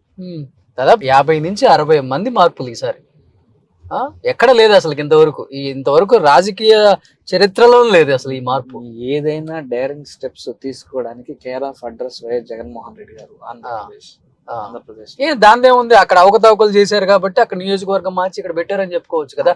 స్మాల్ ఎగ్జాంపుల్, ప్రకాశం జిల్లాలో గిద్దలూరు నుంచి అన్నారామమ్మ తీసుకొచ్చి మార్కాపురంలో పెట్టారు, మార్కాపురంలో ఉన్న నాగార్జున రెడ్డి తీసుకొచ్చి గిద్దలూరులో పెట్టారు. నాకు అక్కడ పరిస్థితులు నాకు తెలియదండి. ఇక్కడ నా పార్లమెంట్ పరిధిలో ఉన్నటువంటి పరిస్థితులు అయితే తెలుసు కాబట్టి మీకు చెప్తున్నాను. సో మిగిలిన దగ్గర పరిస్థితి ఏంటి ఎక్కడైనా అక్కడ ఉండే లోకల్ గా ఉండే వాళ్ళని అడిగితే ఏ సినారియోలో ఎలాంటి నిర్ణయాలు జరిగినాయని వాళ్ళకి. సో మీ పార్లమెంట్ పరిధి ఉన్నారు కాబట్టి హేమా హేమీలు కూడా ఈసారి చిత్తుగా ఓడిపోవటం ఖాయం లేదండి. డెఫినెట్ గా మా తిరుపతి పార్లమెంట్ సెగ్మెంట్ లో ఉండే 7 మంది అభ్యర్థులు బ్రహ్మాండమైన మెజారిటీతో గెలవబోతున్నారు. జూన్ 4 జూన్ 8 మీరు చూస్తారు. జూన్ 4 అవుతుంది. జూన్ 8 కానీ 7 కానీ నేను వస్తాను, మళ్ళీ ఇదే మాట చెప్పాలి. ఖచ్చితంగా అండి, ఖచ్చితంగా రోషన్ గారు ఖచ్చితంగా చెప్తాను. మా అభ్యర్థులు అందరూ అందుబాటులో ఉన్నారు, అందరూ ప్రజలకు మంచి చేశారు. జగన్మోహన్ రెడ్డి గారి యొక్క ఆదేశాల ప్రకారం ఆయన చేసినటువంటి సంక్షేమ కార్యక్రమాలు కావచ్చు, అభివృద్ధి కార్యక్రమాలు కావచ్చు, ఖచ్చితంగా మా 7 మంది అభ్యర్థుల్ని గెలిపిస్తారన్న నమ్మకం నాకు. సో 7 మంది అభ్యర్థులను గెలిపిస్తారు అన్న నమ్మకం మీకు ఉంది కాబట్టి ఒక ఎంపీగా చెప్పండి లాస్ట్ అండ్ ఫైనల్ గా. మీరు ఎంపీ అయిపోయిన తర్వాత మీరు చేసిన అభివృద్ధి పనులు తిరుపతి పార్లమెంట్ పరిధిలో ఉన్న 7 నియోజకవర్గాలకు కావచ్చు, తిరుపతికి కావచ్చు, ఎస్పెషల్లీ తిరుపతి రూపురేఖలు మారుస్తామని చెప్పేసి ఇంతకుముందు కరుణాకర్ రెడ్డి చెప్పారు, అభినయ్ చెప్తూ ఉన్నాడు, అదే కోవలో మాట్లాడుతున్నారు. కాబట్టి మీరు చేసిన అతి పెద్ద మార్పులు అంటే ఏమని చెప్తారు లాస్ట్ అండ్ ఫైనల్ గా అభివృద్ధి? మీరు గత లాస్ట్ 5 సంవత్సరాల ముందు వచ్చి తిరుపతిని చూస్తుంటారు, ఇప్పుడు తిరుపతి చూస్తుంటారు. ఫ్లైఓవర్ వచ్చింది, మీకు ఆ డిఫరెన్స్ ఖచ్చితంగా చూస్తుంటారు. ఫ్లైఓవర్ కావచ్చు, ఇప్పుడు మా కరుణాకర్ రెడ్డి అన్న కావచ్చు, అభినయ్ గారు కావచ్చు, వీళ్ళిద్దరూ మాస్టర్ ప్లాన్ రూట్స్ అన్నింటినీ వేయడం జరిగింది. దాదాపు 22 రోడ్లు మాస్టర్ ప్లాన్ రోడ్లు కానీ, ఆ కోడల్లో ట్రాఫిక్ జంక్షన్స్ మొత్తం కూడా నీట్ గా ఫ్రీ మూవ్మెంట్ ఉండేటట్టు అన్ని చేయడం జరిగింది. సో జాగ్రత్తలు తీసుకొని ఎక్కడ ఇబ్బంది లేకుండా చేశారు. అది సామాన్యమైన విషయం కాదు. ఎందుకంటే అతి తక్కువ టైంలో ఒక రోడ్డు వేయాలంటే ఎన్నో కోర్టు కేసులు, ఎన్నో సమస్యలు, ఎన్నో డిస్ప్యూట్లు ఎన్ని ఉంటాయి. అయినా కూడా నిలబడి ధైర్యంగా అన్నిటిని ఎదుర్కొని ఈరోజు వేసాము అంత తక్కువ టైంలో. అంటే అటు గౌరవ ముఖ్యమంత్రి వర్యుల యొక్క సహాయ సహకారాలు, పని చేసి చూపించాలన్న చిత్తశుద్ధి ఉంది కాబట్టి కరుణాకర్ అన్న కావచ్చు, అభినయ్ గారు కావచ్చు, ఆ రోడ్ల విషయంలో అది రూపురేఖలు మార్చారు తిరుపతి. ఇక యాజ్ ఏ ఎంపీగా నా పరిధిలోకి వచ్చినప్పుడు అండర్ పాస్ల విషయంలో అన్ని పర్మిషన్లు తీసుకురావడం జరిగింది, కొన్ని ఓపెన్ చేయడం జరిగింది, కొన్ని కన్స్ట్రక్షన్ లో ఉన్నాయి. అలాగే తిరుపతి రైల్వే స్టేషన్ తీసుకొస్తే 300 కోట్ల రూపాయలు తీసుకొచ్చాం, అది కొట్టేసి కడతా ఉన్నారు. అలాగే తిరుపతి బస్ స్టాండ్ విషయంలో దాదాపుగా 500 కోట్ల రూపాయలతో అది నిర్మించబోతున్నారు. డిజైన్స్ అయిపోయిన టెండర్స్ కాల్ఫర్ చేయాల్సినటువంటి పరిస్థితి ఉంది. దాంట్లో ఈ ఎలక్షన్ కోడ్ వల్ల అది ఆగుంది. దాని తర్వాత అటుపక్క ఉన్నటువంటి ఆర్ఓబీలు కావచ్చు, అలాగే యూనివర్సిటీలకు సంబంధించి నిధులు కావచ్చు, దాదాపు 160 కోట్ల రూపాయలు యూనివర్సిటీకి నిధులు తీసుకొచ్చుకోవడం జరిగింది. దాంతో పాటు నైలైట్ సెంటర్ తిరుపతికి తీసుకోవడం జరిగింది. అలాగే తిరుమల తిరుపతి దేవస్థానం యొక్క బ్రహ్మోత్సవాల క్యాలెండర్ ఇండియన్ టూరిజం క్యాలెండర్లో అసలు ఇంక్లూడ్ కాబడలేదు, అది చేసుకోవడం జరిగింది. అలాగే తిరుపతి ఎయిర్పోర్ట్కి సంబంధించినటువంటి ఇష్యూస్ అన్ని క్లియర్ చేసి ఇంటర్నేషనల్ ఫ్లైట్స్ రావడానికి అనుకూలమైన వాతావరణాన్ని క్రియేట్ చేయడం జరిగింది. అలాగే తిరుపతి ఎయిర్పోర్ట్లో ఎంఆర్ఓ సెంటర్ ఏర్పాటు చేసుకోవడానికి టెండర్స్ కూడా కాల్ఫర్ చేసినాం. ఈ రోజు కూడా ఎవరైనా ఔత్సాహిక పారిశ్రామికవేత్తలు ఆడ పెట్టుకోవడానికి అవకాశం కల్పించారు. ఎందుకంటే ఎయిర్ క్రాఫ్ట్ ఇంజిన్స్ కావచ్చు, అలాగే వీల్ కావచ్చు, బాడీ మెయింటెనెన్స్ కావచ్చు, ఇవన్నీ చేసుకోవడానికి పర్మిషన్స్ తెచ్చిపెట్టాం తిరుపతి ఎయిర్పోర్ట్ కి. అలాగే ఎయిర్ ఇండియా ఎక్స్ప్రెస్ వాళ్ళతో మాట్లాడే వాళ్ళని కన్విన్స్ చేశాం ఇంటర్నేషనల్ ఫ్లైట్స్ తిరుపతి నుంచి కువైట్ కి వెళ్ళడానికి. కాకపోతే ఎయిర్ క్రాఫ్ట్ షార్టేజ్ వల్ల వాళ్ళు ప్రస్తుతానికి ఆగున్నారు. ఖచ్చితంగా చేస్తామని వాళ్ళు హామీ ఇవ్వడం జరిగింది. ప్రస్తుతాన్ని చేసాం. అలాగే ఎయిర్పోర్ట్ లోనే శ్రీవాణి కౌంటర్ ఏర్పాటు చేసాం. ఎందుకు ఏర్పాటు చేసామంటే ఈ దేశంలో ప్రతి మెయిన్ సిటీ నుంచి డైరెక్ట్ కనెక్టివిటీ, ఎయిర్ కనెక్టివిటీ తిరుపతికి ఉండాలంటే స్వామివారి టికెట్లే శరణ్యం అని అక్కడ పెట్టడం జరిగింది. ఎప్పుడైతే ఎయిర్ కనెక్టివిటీ డైరెక్ట్ గా తిరుపతికే పెరుగుతుందో ప్రతి మెయిన్ సిటీ నుంచి ఈ దేశంలో ఖచ్చితంగా అభివృద్ధి అనేది ఇంకా పరుగులు పెడుతుందనే నమ్మకం. సో ఇది తిరుపతి ప్రాంతానికి చేసింది. అలాగే రోడ్ కనెక్టివిటీ దాదాపుగా 742 కిలోమీటర్ల హైవే నెట్వర్క్ కోసం నిధులు సాధించుకోవడం జరిగింది గౌరవ ముఖ్యమంత్రి వర్యుల యొక్క అధ్యక్షతన 17,000 కోట్ల రూపాయలు. అలాగే సముద్రపు ముఖద్వారాలు, పులికాట్ ముఖద్వారాల లోపం కోసం దాదాపు ఒక 100 కోట్లు తీసుకోవడం జరిగింది. అలాగే క్రిబ్కో సంబంధించి ఒక 600 కోట్లతో ఫ్యాక్టరీ 80% కంప్లీట్ అయింది. అలాగే ఇక్కడే 61 ఎయిర్పేట దగ్గర 98 కోట్లతో ఇది చేయడం జరిగింది. ఇలా కలిచేడు తలపూరు స్కూల్లో ఒక స్కూల్ దాదాపుగా 50 కోట్లతో కూడా కడతారు. 60 సంవత్సరాల ముందు కట్టినటువంటి స్కూలు ఇప్పుడు స్టాఫ్ సెలక్షన్ కమిషన్ ద్వారా స్టాఫ్ని రిక్రూట్ చేసుకోవడం కానీ, అలాగే కొత్త కన్స్ట్రక్షన్ చేయబోతున్నారు స్కూల్స్. ఇలా చెప్పుకుంటూ పోతే దాదాపుగా 62 ఇనిషియేటివ్స్ ఈ తిరుపతి పార్లమెంట్ నియోజకవర్గ అభివృద్ధి కోసం తీసుకోవడం జరిగింది. అలాగే ఈఎస్ఐ హాస్పిటల్కి సంబంధించి 3 100 బెడ్ హాస్పిటల్ శాంక్షన్ చేసుకోవడం, అలాగే 5 డిస్పెన్సరీలు శాంక్షన్ చేసుకోవడం జరిగింది. దానికి స్థల పరిశీలన కోసం, అలాగే కన్స్ట్రక్షన్కి సంబంధించి 100 బెడ్ హాస్పిటల్ కన్స్ట్రక్షన్ కోసం ల్యాండ్ కోసం అటువంటి ఆ ల్యాండ్ కూడా మనం పంపించున్నాం ప్రపోజల్స్. సో ఇవన్నీ ఇనిషియేటివ్స్ తీసుకున్నాం. అలాగే సిజిహెచ్ఎస్ వెల్నెస్ సెంటర్ ఒకటి శాంక్షన్ చేసుకోవడం జరిగింది తిరుపతికి. ఎందుకంటే దాదాపుగా 7,000 మంది సెంట్రల్ గవర్నమెంట్ ఎంప్లాయీస్ తిరుపతిలో నివసిస్తూ ఉన్నారు. వాళ్ళు ఎక్కడికన్నా పోవాలన్నా పోయి బెంగళూరుకో లేదంటే చెన్నైకో పోవాలి. 7,000 మంది ప్లస్ వాళ్ళ డిపెండెంట్స్ మొత్తం 12,500 మందికి ఉపయుక్తంగా ఉండేదానికి ఆ సెంటర్ శాంక్షన్ చేయించాం. పైగా సెంట్రల్ గవర్నమెంట్ ఎంప్లాయీస్ కి సంబంధించినటువంటి హెచ్ఆర్ఏ కేవలం 8% మాత్రమే వస్తుంది. ఎందుకంటే తిరుపతి సిటీ అనేది జెడ్ కేటగిరీలో ఉంది. అది వై కేటగిరీలోకి మారింది అనుకోండి, వాళ్ళకి 16% హెచ్ఆర్ఏ వస్తుంది. దానికి కూడా ఫైల్ ప్రాసెస్ లో ఉంది. ఆల్రెడీ మినిస్టర్ గారితో మాట్లాడాం, సెక్రటరీస్ ఇద్దరితో, డిఓపిటి సెక్రటరీతోనూ, పక్క ఫైనాన్స్ అండ్ ఎక్స్పెండిచర్ కమిటీ సెక్రటరీతో ఇద్దరితో మాట్లాడి ఫైల్ ప్రాసెస్ లో పెట్టున్నాం. ఇలా ఇవన్నీ తిరుపతిలో ఉండేటువంటి ప్రజలకి ప్లస్ ఈ ప్రాంత అభివృద్ధికి ఉపయోగపడుతుంది. అలాగే గౌరవ ముఖ్యమంత్రి వర్యులు తీసుకున్నటువంటి ఇనిషియేటివ్స్ ద్వారా 28,000 కోట్ల రూపాయల ఇన్వెస్ట్మెంట్స్ తిరుపతి పార్లమెంట్ నియోజకవర్గానికి ఇన్వెస్ట్మెంట్స్ గా ఒడిసిపెట్టుకోవడం జరిగింది. తద్వారా దాదాపుగా 46,000 మందికి ఉద్యోగ ఉపాధి అవకాశాలు వస్తున్నాయి. సో ఇదే కదా ఈ దాదాపు ఈ 2019 నుంచి 2024 వరకు 5 సంవత్సరాల్లో మాకు ఇచ్చినటువంటి 5 సంవత్సరాలని ఎక్కడ దుర్వినియోగపరచకుండా 2 సంవత్సరాలు కరోనాతో పోయినా కూడా గౌరవ ముఖ్యమంత్రి వైఎస్ జగన్మోహన్ రెడ్డి గారి యొక్క నాయకత్వంలో అందరం సమిష్టిగా పనిచేయడం వల్ల ఈ పనులన్నీ చేసుకోవడం. ఎస్, అంటే 2 నిమిషాలు గుక్క తిప్పుకోకుండా మీ అభివృద్ధి పనులు చాలా బాగా చక్కగా చెప్పారు. At the same time Tirupati కొండ గురించి ఎత్తారు కాబట్టి అడుగుతున్నాను. శివుడాజ్ఞ లేనిది చీమైనా కొట్టదు. వెంకటేశ్వర స్వామి కనుకరించిన కానీ ఆయన దర్శనం మనకు దొరకటం చాలా కష్టం అని చాలా మంది గొగ్గోలు పడుతున్నారు. ఒకటి ధర్మారెడ్డి, ఒకటి భూమాన కరుణాకర్ రెడ్డి, ఇంకొకటి భూమాన అభినయ్ రెడ్డి.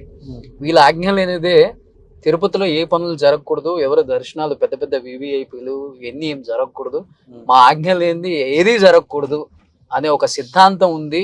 దర్శనం అంటే అసలు స్వామిని ఎప్పుడు చూస్తామా, చూడగలమా అనే స్థాయికి వెళ్ళిపోయింది, తారాస్థాయికి. టికెట్లు అమ్ముకుంటున్నారు, రకరకాల ఆరోపణలు వస్తున్నాయి. అది దానికి ఏం చెప్తారు ఎంపీ గారు? చాలా తప్పండి. తిరుమలలో దళారీ వ్యవస్థని సమూలంగా నిర్మూలించాం వైఎస్ఆర్ కాంగ్రెస్ పార్టీ అధికారంలోకి వచ్చిన తర్వాత. ఆన్లైన్ స్లాట్ విధానాన్ని ఈరోజు పెట్టాం. ఈరోజు శుభోదయం దర్శనంకి పోతుంటారు. ఈరోజు ఎక్కడ ఆఫీస్కి పోకనే ఆన్లైన్ లోనే మనం బుక్ చేసుకునే ఫెసిలిటీ తీసుకొచ్చాం. అలాగే శ్రీవాణి కౌంటర్, ఈ దళారీ వ్యవస్థ రూపుమార్చిన తర్వాత ఈ శ్రీవాణి కౌంటర్ ద్వారా 10,000 రూపాయలు డొనేషన్ ఇస్తే బ్రేక్ దర్శనం టికెట్స్ ఇచ్చేలాగా చేశారు. అంత పారదర్శకంగా జరిగేటట్టు చేసాము. కానీ ఎక్కడ ఎన్ని ఆరోపణలు ఎవరో, నేనే చెప్తున్నాను ఓపెన్ గా, ఓపెన్ ఛాలెంజ్ చెప్తున్నాను. మేమే దర్శనాల కోసం 10 సార్లు అడుక్కోవాల్సి వస్తుంది పరిస్థితి. అంటే ఒక పేరున్న వాళ్ళకు కూడా ఈ అంటే ఇది కాదండి వాళ్ళండి, వాళ్ళు కాదండి వాళ్ళండి, చాలా ఇబ్బందులు ఉన్నాయి. నిజంగా చెప్పాలంటే దర్శనాలకి ఈ వైసీపీ గవర్నమెంట్ లో ఇబ్బందులు ఉన్న మాట వాస్తవమా కాదు? అసలు వాస్తవం కాదండి, వాస్తవం కాదు. మీకు ఎప్పుడైనా అవసరం వచ్చినప్పుడు నాతో పాటు రండి, తీసుకెళ్తాం. అదే అండి, ఇప్పుడు అదే చెప్తుంది. ఇప్పుడు మీకు మరి అంత ఇబ్బంది పడాల్సి అంత కట్టుదిట్టం ఎందుకు చేయాల్సి వచ్చింది కాదండి. ఇప్పుడు ఎందుకంటే దాదాపుగా వాళ్ళ కింద ఒక 10 మంది దళారా వ్యవస్థలను పెట్టుకోవడం, వాళ్ళ ద్వారా టికెట్లు అమ్మించటం తప్పండి. అంటే ఒక రోజుకి 70,000 మంది నుంచి 80,000 మంది వరకు మాత్రమే దర్శనం చేసుకోగలిగే పరిస్థితి ఉంది తిరుమలలో. కానీ ఇప్పుడు డిమాండ్ ఎక్కువగా పెరిగిపోయింది. దానివల్ల రోజుకి మీరు ఫర్ ఎగ్జాంపుల్ శుభదం ఆన్లైన్ టికెట్లు, శుభదం టికెట్స్ మనం ఇష్యూ చేయడానికి ఆన్లైన్లో 3 లక్షల టికెట్లు మనం అందుబాటులో పెడితే 15 లక్షలు 25 లక్షలు హిట్స్ వస్తున్నాయి. దానికి ఆ 3 లక్షల టికెట్ల కోసం 20 లక్షల హిట్స్ వరకు వస్తున్నాయి 10 minutes లో. సో అంత ఎక్కువ డిమాండ్ ఉంది కాబట్టి సో ఆ పరిస్థితులు ఏర్పడుతున్నాయి, కానీ ఇంకొక రకంగా కాదు. సో లాస్ట్ అండ్ ఫైనల్ గా ఏం చెప్పాలనుకుంటున్నారు? సో ఎన్ని సీట్లతో వైసీపీ గవర్నమెంట్ ఫామ్ చేస్తుంది అనుకుంటున్నారా, లేకపోతే కూటమిని తట్టుకోవడం చాలా కష్టం, కూటమి రావటం ఎవరు ఆపే తరం కాదని చెప్పేసి పవన్ కళ్యాణ్, అటువైపు చంద్రబాబు నాయుడు, ఒకవైపు పురంధేశ్వరి, ఇంతమంది కుండ బద్దలు కొట్టినట్టు మాట్లాడుతున్నారు. వాళ్ళని తట్టుకునే శక్తి మీ సిద్ధానికి ఉందా? మా సిద్ధానికి ఉంది, మేము సిద్ధంగానే ఉన్నాం. ప్రజలందరూ కూడా సిద్ధంగా ఉన్నారు. వైఎస్ఆర్ కాంగ్రెస్ పార్టీకి మద్దతు తెలపడానికి, జగనన్న మళ్ళీ ముఖ్యమంత్రి చేయడానికి, జగనన్న పెట్టినటువంటి అభ్యర్థులు అందరినీ గెలిపించడానికి ప్రజలు సిద్ధంగా ఉన్నారు. ఎందుకంటే వాళ్ళ కుటుంబ సభ్యుడిగా ఉండి ఈ రాష్ట్రాన్ని పరిపాలిస్తున్నారు వైఎస్ జగన్మోహన్ రెడ్డి గారు అని ఫీల్ అవుతున్నారు ప్రజలు. కాబట్టి మా 175 నియోజకవర్గాల్లో ఉన్నటువంటి అభ్యర్థులందరూ ఖచ్చితంగా మంచి మెజారిటీతో గెలుస్తారు. మీరు వైనాట్ 175 అంటారా? అవును, ఖచ్చితంగా. ఎందుకంటే మంచి పనులు చేశాం కాబట్టి, మా ప్రభుత్వంలో, జగనన్న ప్రభుత్వంలో మంచి పనులు చేశారు కాబట్టి ఖచ్చితంగా 175 మంది విజయం సాధిస్తారని నమ్ముతున్నాం. సో ఇప్పుడు అందరు చూపు కూడా పిఠాపురం వైపే. వంగ గీత వర్సెస్ పవన్ కళ్యాణ్. అవును. సో ఏమనుకుంటున్నారు? వంగ గీతాన్ని ఢీకొట్టి గీతకే ఈసారి గెలుస్తారు. పవన్ కళ్యాణ్ అసెంబ్లీలోకి అడుగు పెడతారు అనుకుంటున్నారా? ఆయన పెట్టలేడండి. ఆయనకంటూ ఒక విజన్ లేదు, ఆయనంటూ సరైనటువంటి పార్టీ నిర్మాణం లేదు, ఆయన చెప్పే మాటలకి పొంతన లేదు, ఒక మాట మీద నిలబడడు. సో మా అభ్యర్థి, అక్కడ ఉన్నటువంటి అభ్యర్థి వంగ గీతక్క క్రెడిబిలిటీ ఉన్న లీడర్, స్థానికంగా ఉన్న లీడర్, ప్రజా సమస్యల పట్ల బాధ్యతాయుతంగా స్పందించే మనస్తత్వం ఉంది, అందరితో కలుపుకోలుగా ఉండే మనిషి, ప్రజల నుంచి వచ్చిన మనిషి. ఖచ్చితంగా ఆమె మంచి మెజారిటీతో గెలుస్తారు. మీ అధ్యక్షులు కూడా చెప్తున్నారు కదా, వంగ గీతక్క లోకల్ హీరో. అవును. So Pawan Kalyan cinema hero. అవును. జ్వరం వస్తే హైదరాబాద్ వెళ్ళారు. ఖచ్చితంగా వంగ గీతక్క గెలుస్తారు. లాస్ట్ టైము గ్రంథి శ్రీనివాస్ అన్న గెలుస్తారని, ఆయనే గెలుస్తారు, పవన్ కళ్యాణ్ గెలుస్తారు, ఆయన ఓడిపోతారు అన్నారు. లాస్ట్ టైం ఏం జరిగింది? గ్రంథి సీనన్నే గెలిచాడు. సో అదే విధంగా ఈ రోజు కూడా మంచి మెజారిటీతో కూడా ఇప్పుడు కూడా వంగ గీతకే గెలుస్తారు. సో ఫైనల్ గా ఎన్ని సీట్లు వస్తాయి అనుకుంటున్నారు వైఎస్ఆర్సీపీకి? అన్ని సీట్లు మేమే గెలుస్తామనే నమ్మకం ఉంది. కుప్పం కూడా వైఎస్ఆర్సీపీ అయితే వైనాట్ 175 అన్ని సీట్లు మేమే గెలుస్తాం కుప్పంతో సహా అని ధీమా వ్యక్తం చేస్తున్నారు తిరుపతి ఎంపీ గురుమూర్తి గారు. సో చూద్దాం, wait and see. And anyhow wish you good luck Gurumurthy గారు. సో మళ్ళీ ఎలక్షన్స్ అయిపోయిన తర్వాత కలుద్దాం. సో అంటే మంచి అభ్యర్థి, పార్టీలకు అతీతంగా చెప్పాలనుకుంటున్నాను కాబట్టి మీలాంటి మంచి వాళ్ళు, చదువుకున్న వాళ్ళు, అనుభవజ్ఞులు, పార్లమెంట్ లో అన్ని లాంగ్వేజ్ల మీద ఒక పట్టుండి మాట్లాడే వాళ్ళు ఉండాలి. అలా ఉన్నప్పుడే ఈ వెనకబడ్డ ఆంధ్రప్రదేశం ముందుకెళ్ళడానికి చాలా ఉపయోగపడుతుందని మనస్ఫూర్తిగా కోరుకుంటున్నాను. So thank you so much. Suman టీవీలో మీ పర్సనల్ అండ్ బిజినెస్ ప్రమోషన్స్ కోసం కింది నెంబర్కి కాంటాక్ట్ చేయండి.